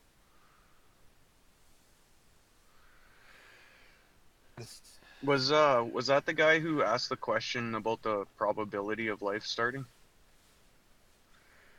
Well, kinda, yeah. Okay. He's not here anymore, is he? No. Took off. Okay. No, because that was, it was pretty much winning the lottery 100 times over. Like, from my understanding, it's an extremely low probability of what happened. I think it's a post hoc analysis. I think it's actually pretty high probability that given the same conditions that life will occur or find a way to occur under many different conditions. That's just a personal opinion, obviously, but I don't think. Oh yeah, same here. Yeah, I don't think that we're unique in the universe. Unique on? No, I think we won. What's that? This I think we're Sorry, unique. Steve, I think not in the universe, but I think we're unique on the planet that we are the only history of Earth that can really try to understand the world that they live in. Is right on that. So, Except for the dolphin and the mice. they have the ability to really understand the world because I don't think they have the ability to ask questions the way that we do. Well, They can't formulate hypotheses or theories. When the spaceships show up, the dolphin are going to leave, So the mice will collect the brain. So long, the brain thanks matter. for all the fish.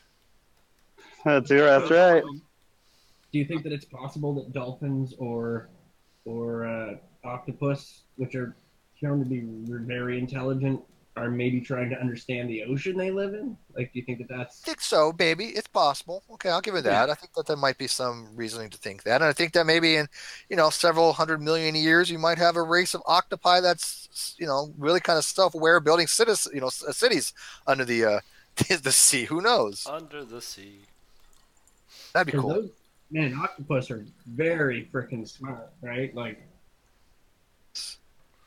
Yes, they are. Well, and raccoons will take over the land while octopus take over the sea.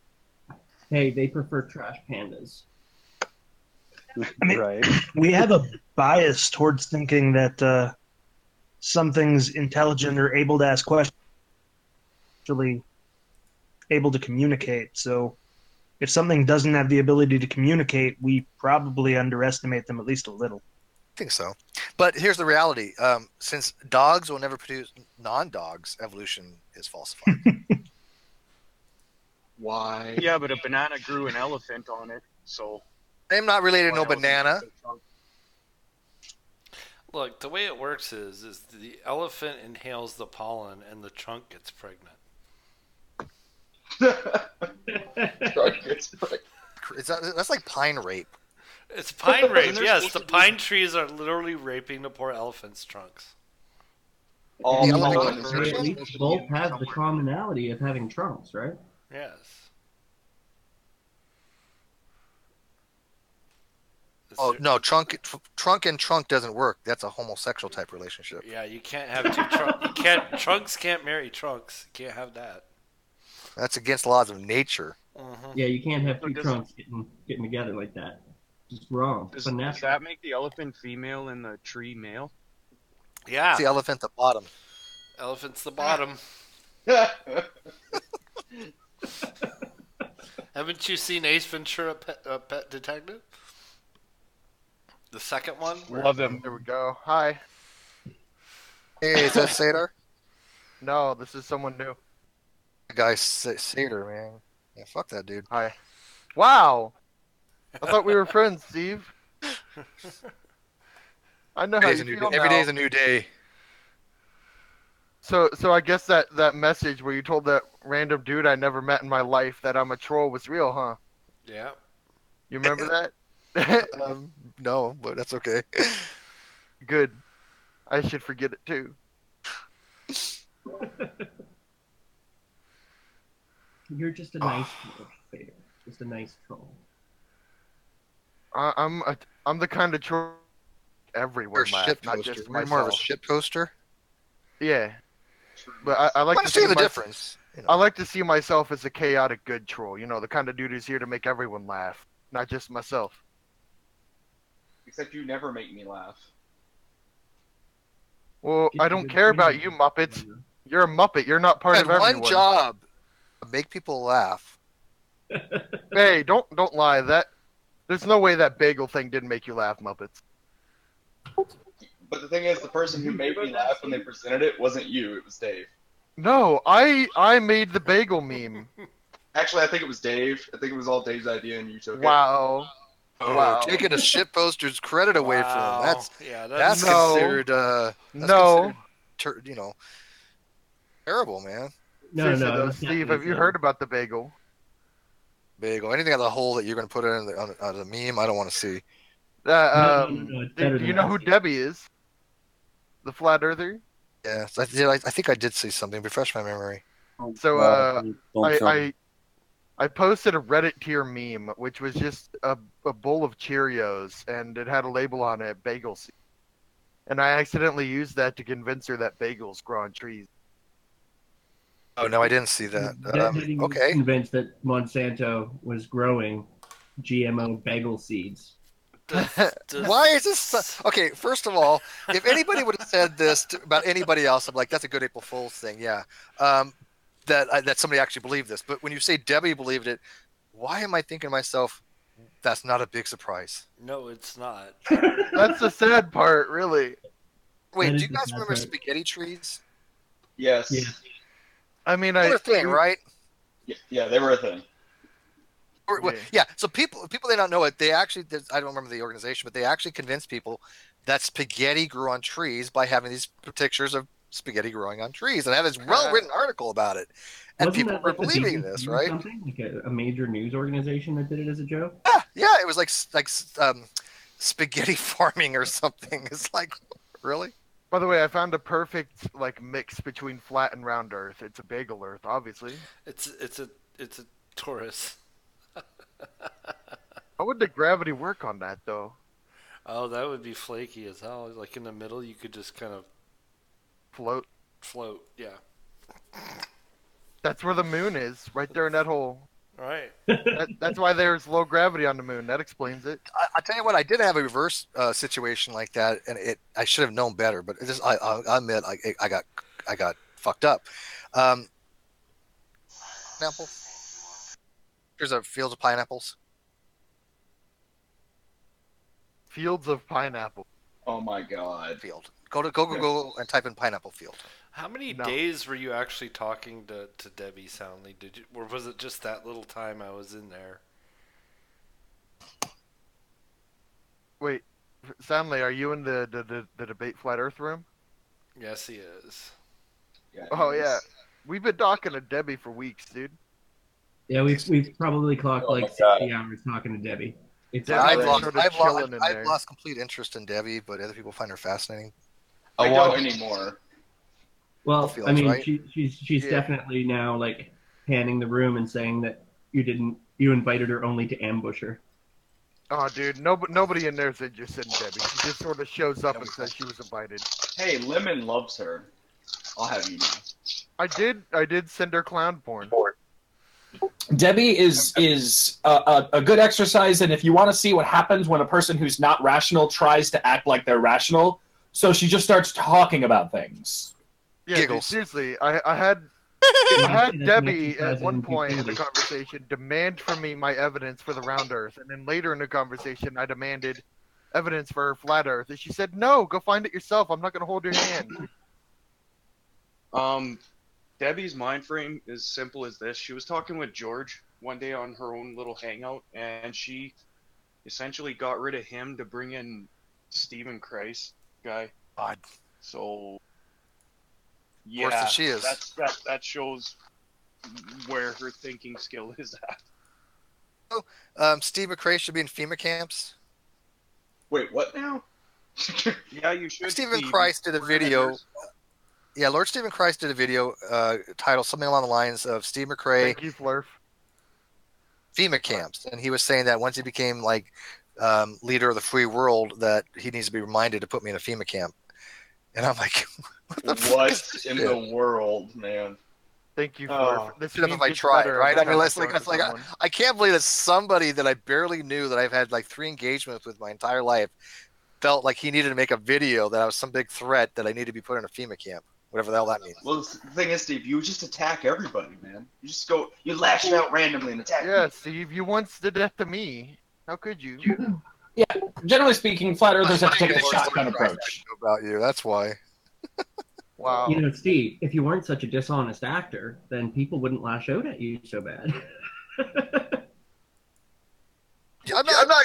You see the shit that I've been getting on Twitter. You have no idea. It's actually. I've seen some of it. It's actually, pretty... I just sit back and get my popcorn and watch. Because people, I know a lot of people actually do watch that on the Twitter things. Wow. And people wonder why I don't have Twitter. What's a cesspool, dude? I have a Twitter, but I rarely check it. Took me years to finally get Facebook at one point, and I hate that. I've had Facebook since I was a kid, but it took me years to Facebook, I just sort of forgot about it. Facebook is kindergarten for Twitter. Yeah, imagine Krillism in 280 character limits. I'd like not to. I would love not to as well. You're gonna give me nightmares, Steve, and I just woke up. See, Facebook came out when I started college. So I was on Facebook back when you actually had to have a .edu account. A .edu email address to be able to get on. Yeah. Back in the day. So I know people are having a big meltdown because apparently Facebook's trying to peg what political leaning everyone is on Facebook, but they're either way better at it than I thought, or I fuck up their algorithms because I come up as a moderate. By the Which way, is accurate, but I suspect that the moderate's kind of their cop-out response when it's like, yeah, I can't peg you. Yo, by the way, you mentioned gay marriage earlier. I believe that there's only 2 reasons to hate gay marriage. Either you're dumb or you secretly believe dick is delicious. Did I mention gay marriage earlier? No, Steve did. Oh, okay.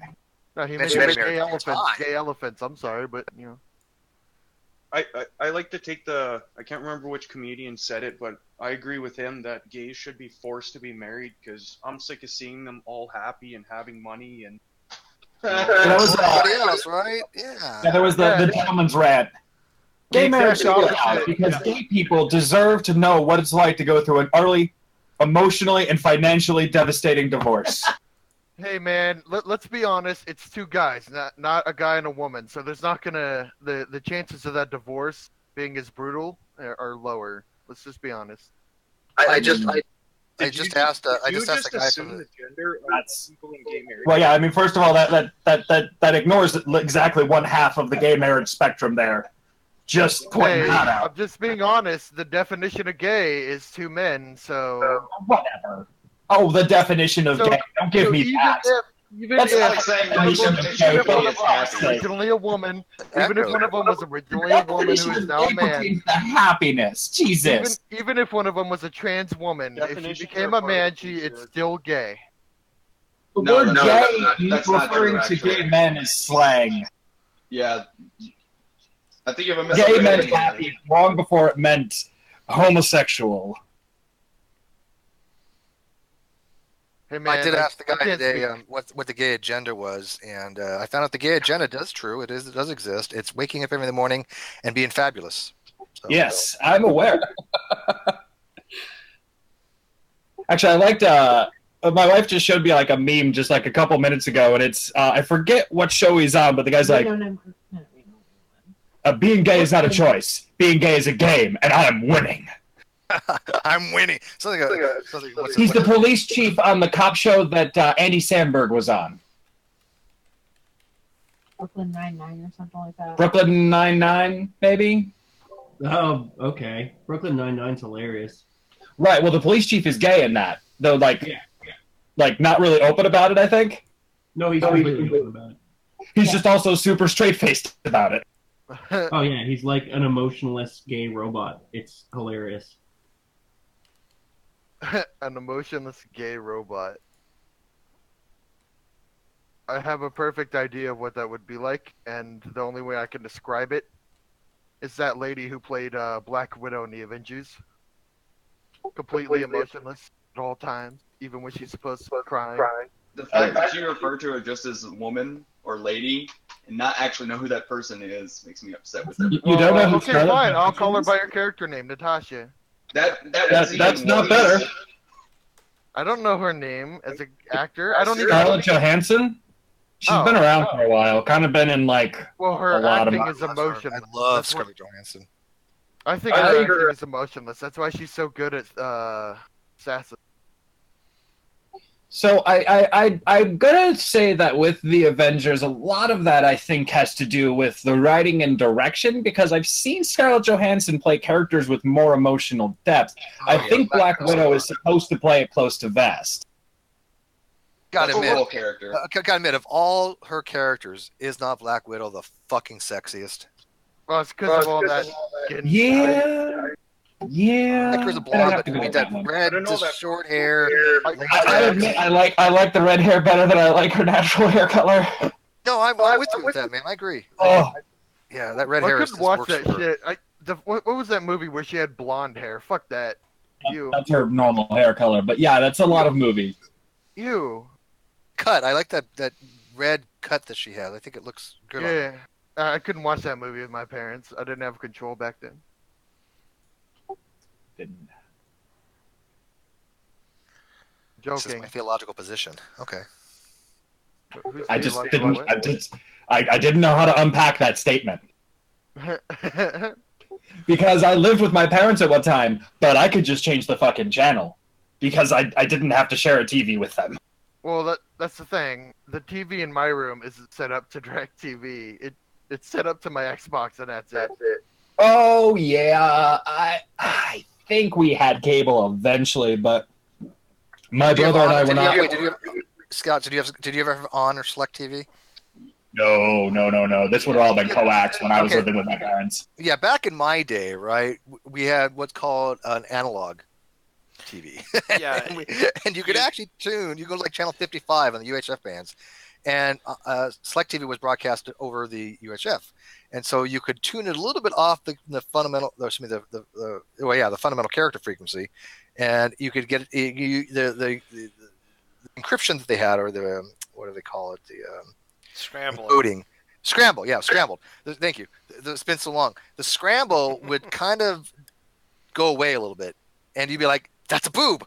That's a fucking boob." Okay, yeah. I mean, it was still cable, but I remember staring at the pixelated fucking you screens, could kind of see trying what to catch you were something. looking at. You could kind of see the little bits and pieces. Yeah.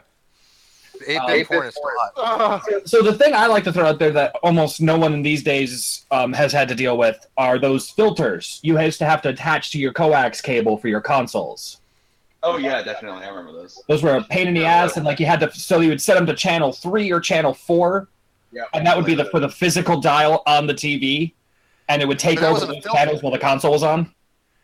Yeah. Those were called RF modulators. Yeah, you had I to. knew that's something. I didn't remember the exact term, but I knew it was a filter. It depended basically. on what you. And you had to go buy a new one because they were a piece of shit. It depended on which kind you had. Like a 2600 had a built-in RF modulator, so it was just a switch. Nintendo and Sega never did.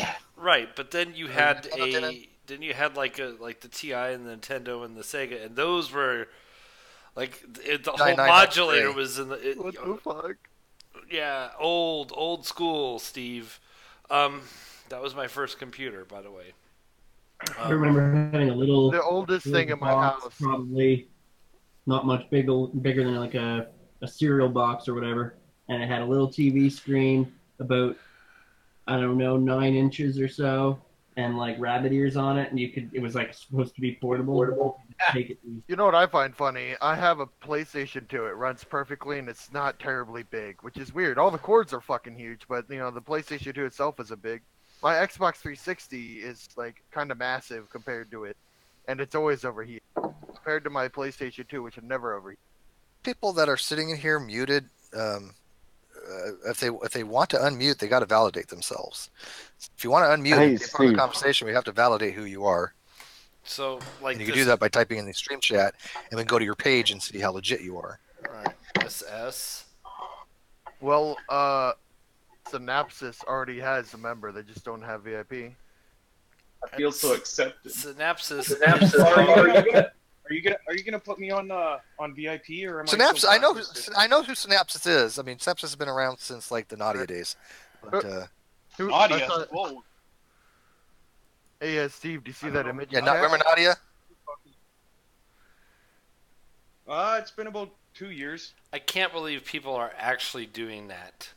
That's like, that's the next best thing since the Tide Pod challenge now.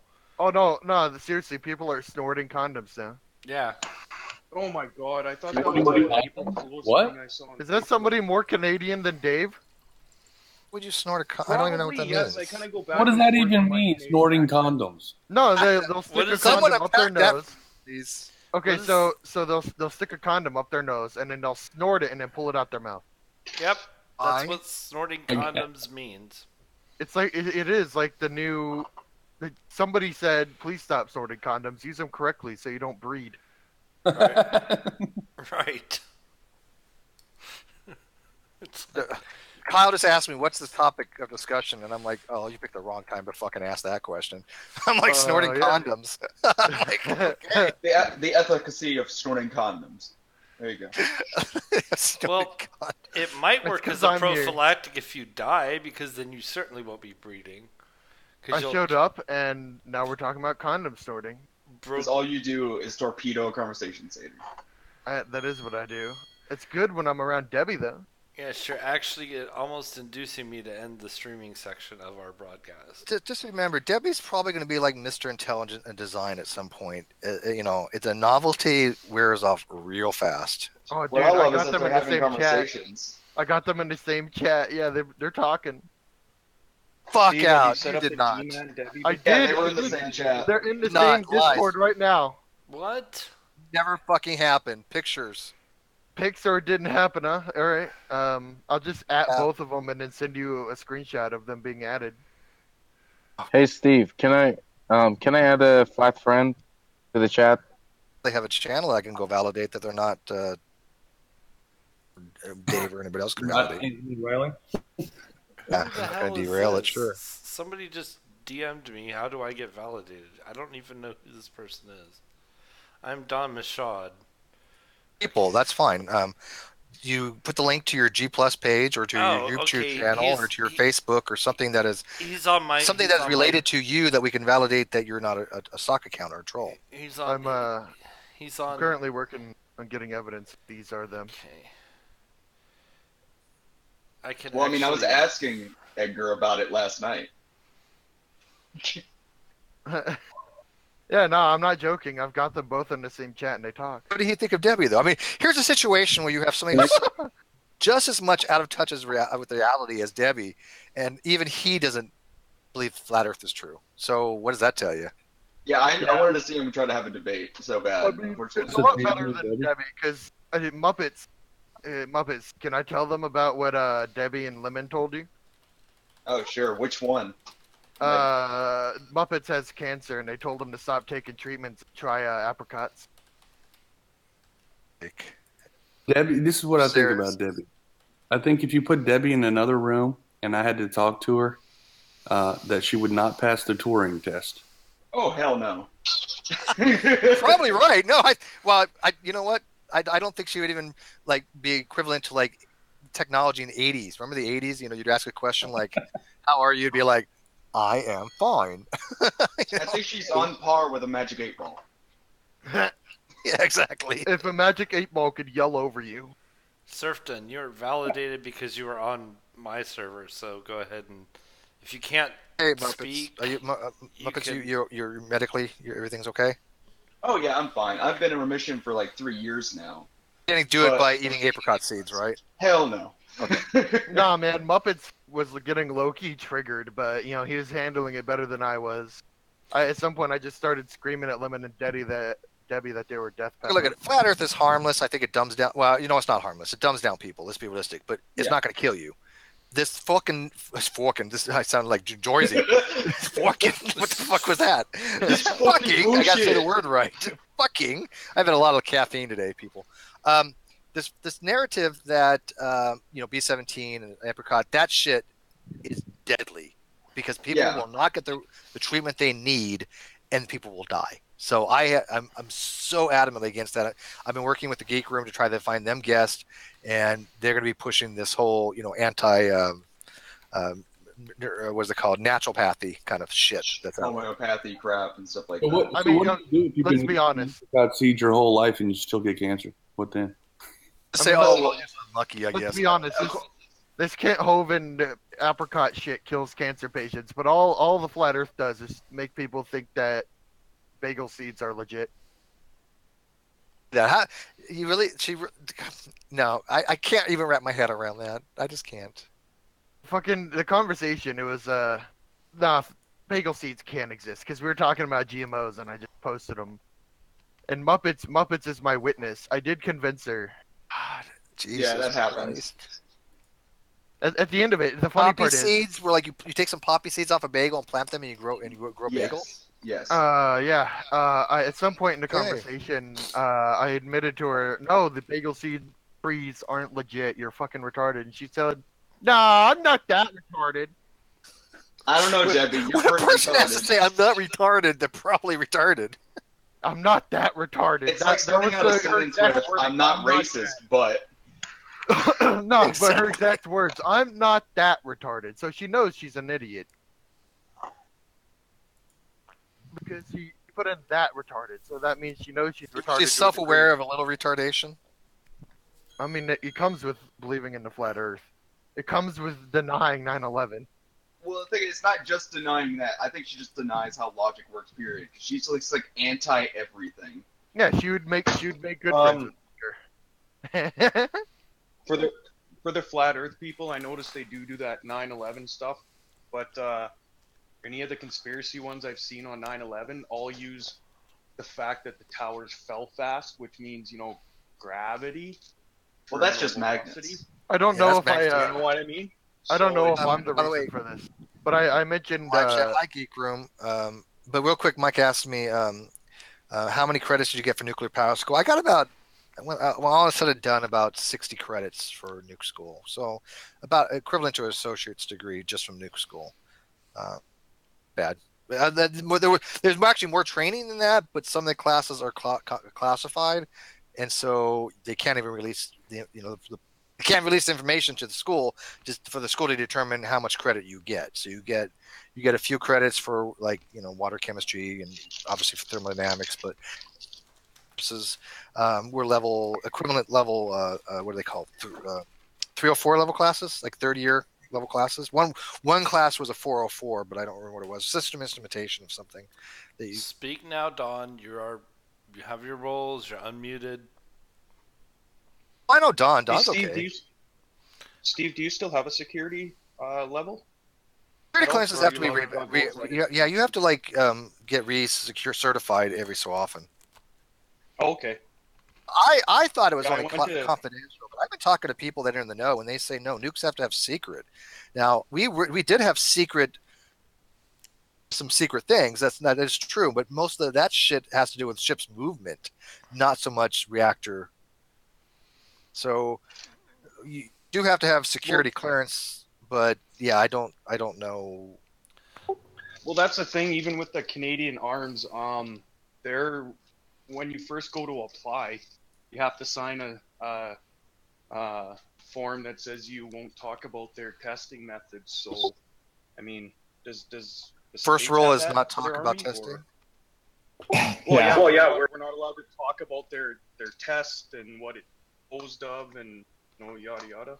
Tell you what goes on in the school now, because I've been out for goddamn how long, and most of that shit's already on the internet anyway. So I wouldn't be telling you anything that's that classified, right? What happens in the dark side? I was just trying to point out, I was just trying to point out that at the very basic level, at least in Canada, you're exposed to some kind of quote secret stuff or something you can't talk about.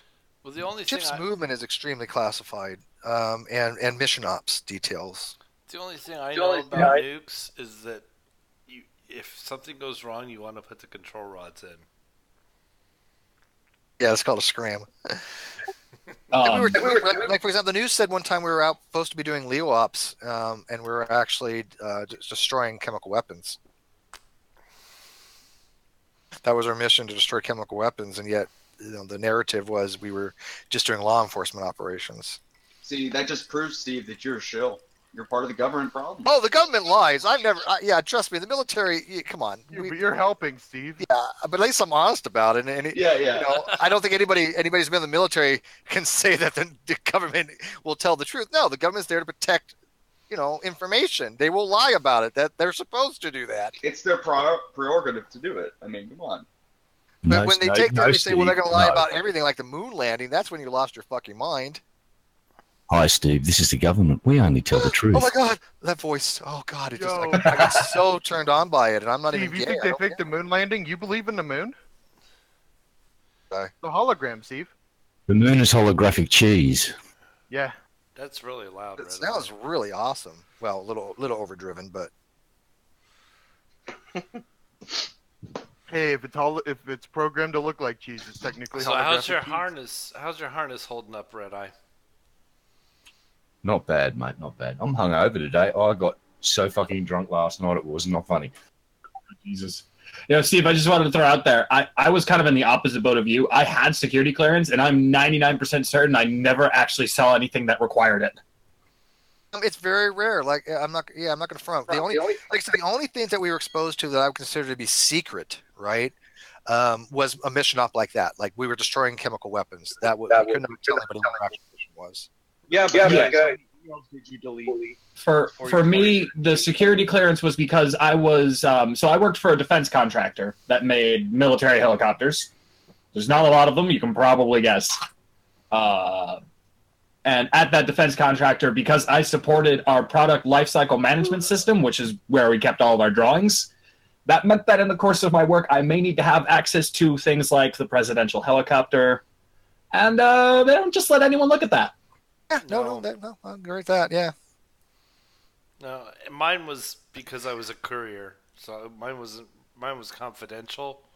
I didn't actually see the documents, but because I was carrying them with a handcuff to my wrist. What the most I would think is the most class from what I can kind of personal experience, not because I wasn't a submariner, but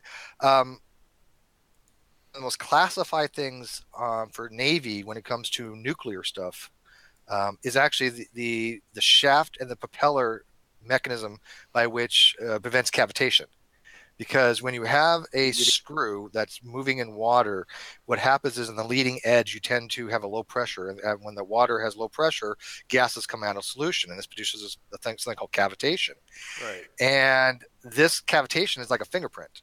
And so if you have a Russian ship out there and they detect this cavitation, then it could tell you what kind of ships, submarine it is, right? And it will tell you, that there's a sub there. It will tell so you the which technology one there it to is, prevent too. cavitation from the propeller, that's considered to be highly classified. It will tell you which ship it is, not just what kind, but which specific ship. Every ship has its own cavitation profile, right. And if under the right conditions. So what you do is you don't want to operate under certain conditions, right? You want to either have it going faster or slower, or what the water density. It's a lot of factors that go in what causes cavitation, how deep you are.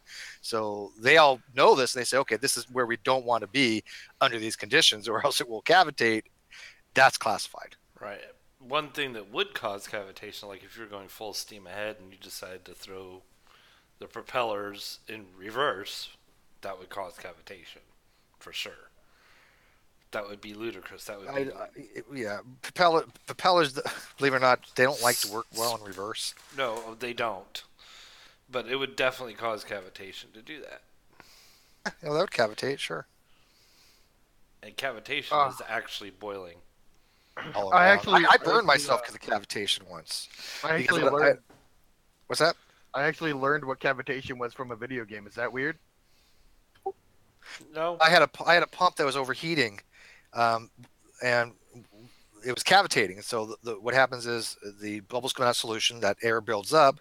Well, air is not a good conductor of heat, so the water, it doesn't cool down properly. The one thing that keeps the pump cool is the fact you have water moving through it constantly, acting as a heat sink. And so it was cavitating, and I tried to release it from a valve at the top, a little spigot valve, and the damn thing, the plug blew out, and it burned the fuck out of my fingers. And so, cavitation is no joke. But yeah, I learned what cavitation was from a game called Subnautica. Well, yeah. He's an expert on it. Yeah, I was introduced to the concept from a video called True Facts About the Mantis Shrimp.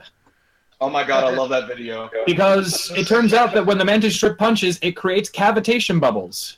Oh yeah, it punches so fast. about, if I remember correctly, it punches with the speed and ferocity of a .22 caliber bullet. Am I wrong? 1,500 newtons. Yeah, it's watched very that hard to keep them in a tank. I don't know. Also, it can see 9 color bands as opposed to our 3. Yeah, dude, their eyes are one of the most complex on the planet, if not the most that we found. Watch the same videos. I don't, who watches the video about the mantis shrimp, but yet we know exactly what we're talking about on that we've seen it. That dude was fucking hysterical. Oh yeah, I'm gonna stay frank. I heard about it on Hunt for Red October. He's got a really funny Morgan Freeman version of it too. Yep, yeah, he's got a True Facts About Morgan Freeman. Yep. I'm waiting for the mantis shrimp to disprove evolution. Oh, that's. But your beetle crap. Yeah. Oh, God. Could have never evolved to have this ability.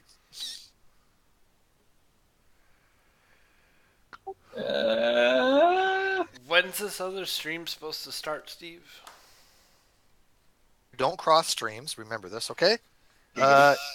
6 o'clock, so I think 12 minutes, because obviously we're going to shut this down so we don't overlap. Geek Room, are they here? Geek Room. Come out and play. They were in. What's that from? You guys remember that? Warriors, come out and play. Yes. Oh, they also did that on Archer with Barry. Yeah. Cyborg Barry had some beer bottles. He was clinking them, going, "Archer, come out to play." I had the same childhood. I swear to God. You know that guy was in one of those old school 7-disc point and click adventures with actors and stuff. I didn't know that. Yeah, it's pretty funny. It's also got Christopher Walken in it. As fuck. this video. It's crazy. Looking at. I don't think I can handle this video. This GIF. Yeah, I got a weirder GIF. Give me a few seconds. No, I don't want your weird stuff. You keep sending me weird stuff. Stop. It's a crazy. I don't know if this GIF qualifies as weird, but it's amazing because a lot happens in a very short period of time in what is one continuous shot. Yeah. Yeah. Yo, but Muppets, don't mention by name the stuff I've sent you. I'm not. But we both know what I'm talking about. Yeah, but not in the GDC. What is this, Shaggy? Come on, This seriously? is what happened to Bugs Bunny after Looney Tunes lost popularity. Oh God. There's so many things wrong with that little GIF. Yes, just too much to talk about, really. Come sit with me. Is it just me, or is that toilet very small, or is he just very big? He looks like he's tall, but he also looks very skinny. It's at 9 o'clock Eastern. Well, that's like 10-15 minutes. Yes, that's 15 from now. And I was just. Is there a video component to this stream that I'm not on?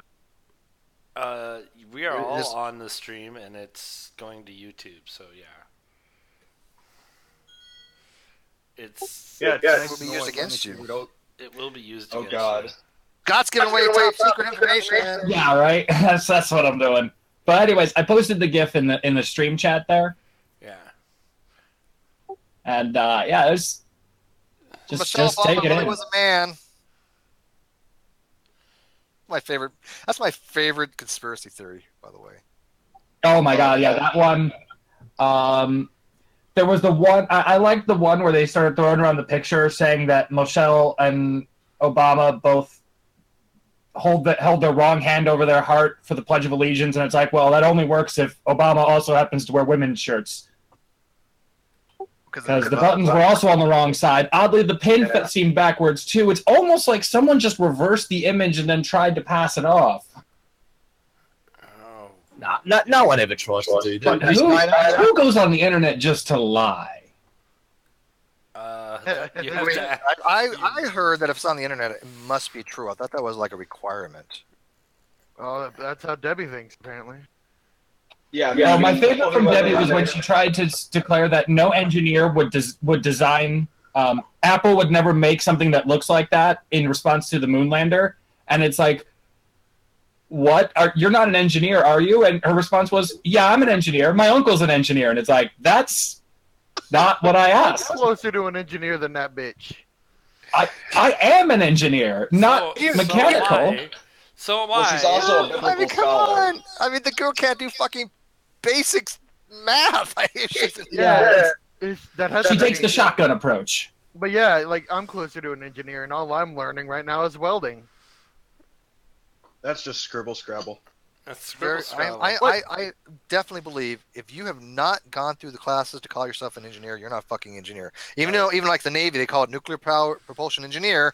I don't even use that term, right? Because I think it's misleading. It's equivocation, and it's not. I mean, we've had a lot of college training, and we have a lot of maths, but nowhere near what it takes to be an engineer. And so I don't ever use that term. Same thing. Don't call yourself a doctor if you're not a fucking doctor, right? Now, that's fine to say, look, I've had some engineering schooling. Oh, yeah. But, yeah, I hate when people say, oh, well, yeah, I'm an engineer. I know you are, by the way, Scott. But, I mean, other people are like... I got a bachelor's, woohoo. But you had to have math for it. You know? Oh, shit, yeah, I did. I had to take 5, just pure math, 5 courses, and then several other courses that were basically more math. Yeah. The problem I find, though, with that is... And it's not maybe you, but almost every engineer that takes math forgets about it as soon as they get out. The mathematician uses it, so they tend to remember it more. So when I see an engineer and a mathematician, I'm generally going to think the mathematician has a better grasp. No, that's fair. I don't remember. I mean, fuck, you asked me about, partial differential equations. I'm like, I barely remember, doing them. It's like a way that I could work through them, unless it's a very, very simple one, like just a very simple, like del operator when you have like X, Y, Z. That's not that hard. But yeah, the rest, fuck no. I never used it.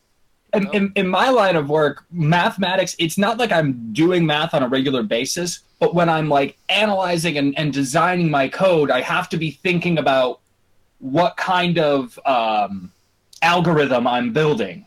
Well, you know, is it multiplicative? Is it exponential? How is this going to grow as it scales? Like, so like when I'm writing code, like you are thinking about things that are related to math, but I'm not really doing it, if that makes sense. Well, no, sure, of course it does. And also, you also think about the logic too. I mean, I programmed years ago. Oh yeah, Boolean algebra. Woo!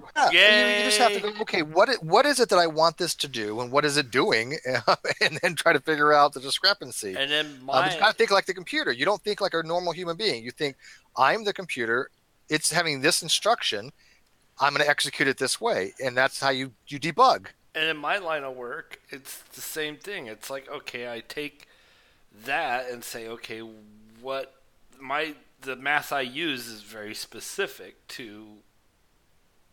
What's neat for me is the concept of abstraction, which is a concept in almost every field, is an actual thing that I do on a regular basis. Yes. Abstraction is a programming practice. Yes. I need to throw this out there real quick. It says Red is busy tonight. They need a substitute to go against this flat earther. Do we have an anti-flat earther expert people like we normally have, like Soundy, who just left? I'm an expert that wants of the to donut go to earth. the geek room. And the geek room. Who is this Kevin guy? I don't think I know the name. Volunteer for that? I bet you I could think of a few people that would do it. Soundly, Buffer. Yeah, they got about 10 minutes before they start. Nope. Let's see if we can get Dave McInnes online. I trust him. Hey, Steve, you know who is a natural engineer? Dave's Pot awesome. smoker. No. What's that? I'll tell you who's a natural engineer in Australia. Pot smokers. If you need to make a bong, a pothead becomes an instant fucking engineer. That orchard bottle, the chamber. Yeah, when they have we can create bongs. We create bongs from pawpaw tree stems. Like the stems from the pawpaw tree are actually hollow. You could use them as a stem. I swear to God. Potheads become magical engineers as soon as they need a bong and they have some weed to smoke. They can just create bongs out of fucking apples. I've seen it all. They're fucking amazing. Too, but we're called those survivalist. But why don't you do the debate with the discussion with a flat earther? Because I can see Red Eye having a discussion with flat earther. You're a fucking idiot, and that's it. That's hey, mate, you're a bit of a fucking dickhead if you think the Earth's flat. You're a bit of a wanker. I believe fucking wanker, mate. That count. And on that note, I think if it was younger creationism, I would do it, but I'm not into the whole flat Earth. I'm asking Paul. What about I could do it, but I mean, not debate it on Muppet. Anyone able to? You think we can get Dave? Deploy Edgar. No. No. Edgar versus flat Earth. Oh, Frankie, do it. Edgar, get Edgar to. Oh yeah, I should watch that. I want someone competent enough not to shit himself halfway through. Jungle jargon. Just making a shit show, Geek Room. Come on, get Edgar to have a discussion, explain to a flat earther why the Earth isn't flat. It'd be like a G-Man thing and flat out elected. G-Man did not know how to explain why the Earth was not If you really flat. want, Steve, I'll message Edgar about it. You don't get Edgar, you deploy Edgar. Release the Edgar. Release him. Get jungle. Release Agent Ajax. Get jungle jargon in there. It's not programmed to be flat. They're even better. Yeah, jungle jargon. You know, he's on the flat earth. Get jungle jargon in there. And Rose. Let's throw Rose in there just for pure chaos. Let's get Nathan Oakley. He's been tanking the flat Earth lately. He's not had a good year. He's got this shit on so many times, and his damage control is just it's bad. It's crap. Anyway, I'm gonna go ahead and end the stream here. All right. If anybody has any objections. Do not, but throw it out there tomorrow because we postpone it because of the Geek Room because I don't like to cross streams because they don't cross streams with me. I don't cross streams with them. Then tomorrow we're going to be having a discussion mid-afternoon. It's going to be with Greg Bray, if you guys remember him. I think Scott obviously remembers Greg. Scott, do you remember Greg Bray? Yes. Wasn't he part of the New Covenant group? And so he wants to have a discussion, a follow-up discussion on atheist chaplains because he was able to get in the other day with Hermine and Soccer Count. And I'm happy to oblige. Greg's a great guy. And And so we're gonna have a follow up a little bit tomorrow on atheists chaplains. Is it a good thing? Now I am swaying toward I'm fine with it. I think there's a lot to be said for execution if for a certain belief. However, I'm willing to entertain arguments. It's not a hill I'm dying on. Somebody can convince me either way on it, right? So if you guys want to be if you're interested, you want to like jump in on that tomorrow, I'll give you the time. But it'll be mid-afternoon. But where do you follow that, Scott? Atheist chaplains in the military, yay or nay? I'm okay. So I have a somewhat measured answer. Surprise, surprise. I'm in favor of non-theistic chaplains, but I would still expect them to at least be part of a recognized religion. And that's a recognized religion. Buddhism, for example, is a recognized religion. Non-theistic at that. How about a human secularist? Oh, it's towing the line of being able to do everything a chaplain can. See, here's the quasi thing, Scott. There are some human secularists that do not consider that to be a religion, and there's some human secularists that do consider it to be a religion. I suppose we would need to have a good criteria for what qualifies as a religion, and that's not easy to come by. Really hard question. If we and I think that's the heart of I think that a lot of that lies at the heart of this, because necessarily it seems almost by the definition of the office that the religious component is a necessary piece. So without that, it's hard to say where that line should appear. Here's the other part of it. As I pointed out to Sokka, job description in the military, you can get a waiver. So even if you make the argument, look, here's the job description. Well, I can just say, well, they meet all the prerequisites besides this one, but we can get a waiver for that one. About being in the military, right? It's not like a private sector. You can actually get waivers and say, I don't meet that requirement, but I'll get it waived. Yeah. Anyways, that's a tough one. I just think it's interesting how in America it's like the whole don't discriminate. It's a really big thing, except if you're an atheist. It's like, fuck you can't hold public office. And no fucking chaplains. No, there's a whole bunch of stuff that atheists still get fucking hosed for in America, and it's in this day and age, it fucking amazes me. Oh, absolutely. We're such a predominantly, or at least at the higher levels of station, predominantly Christian nation that no one gives a fuck. There's just not enough of us to make enough of a stink. All right, let's wrap it up. So, you want to take us out? Geek Room, we're all going to be heading over to you when you get the shit in. Let's find out somebody. Don, I'm hearing something coming through your mic. Yeah. Sorry, Don. We're exiting anyways. I'll take you off server when we go off air. All right. Thanks for watching, whatever this was. And thank you guys very much for being on stream.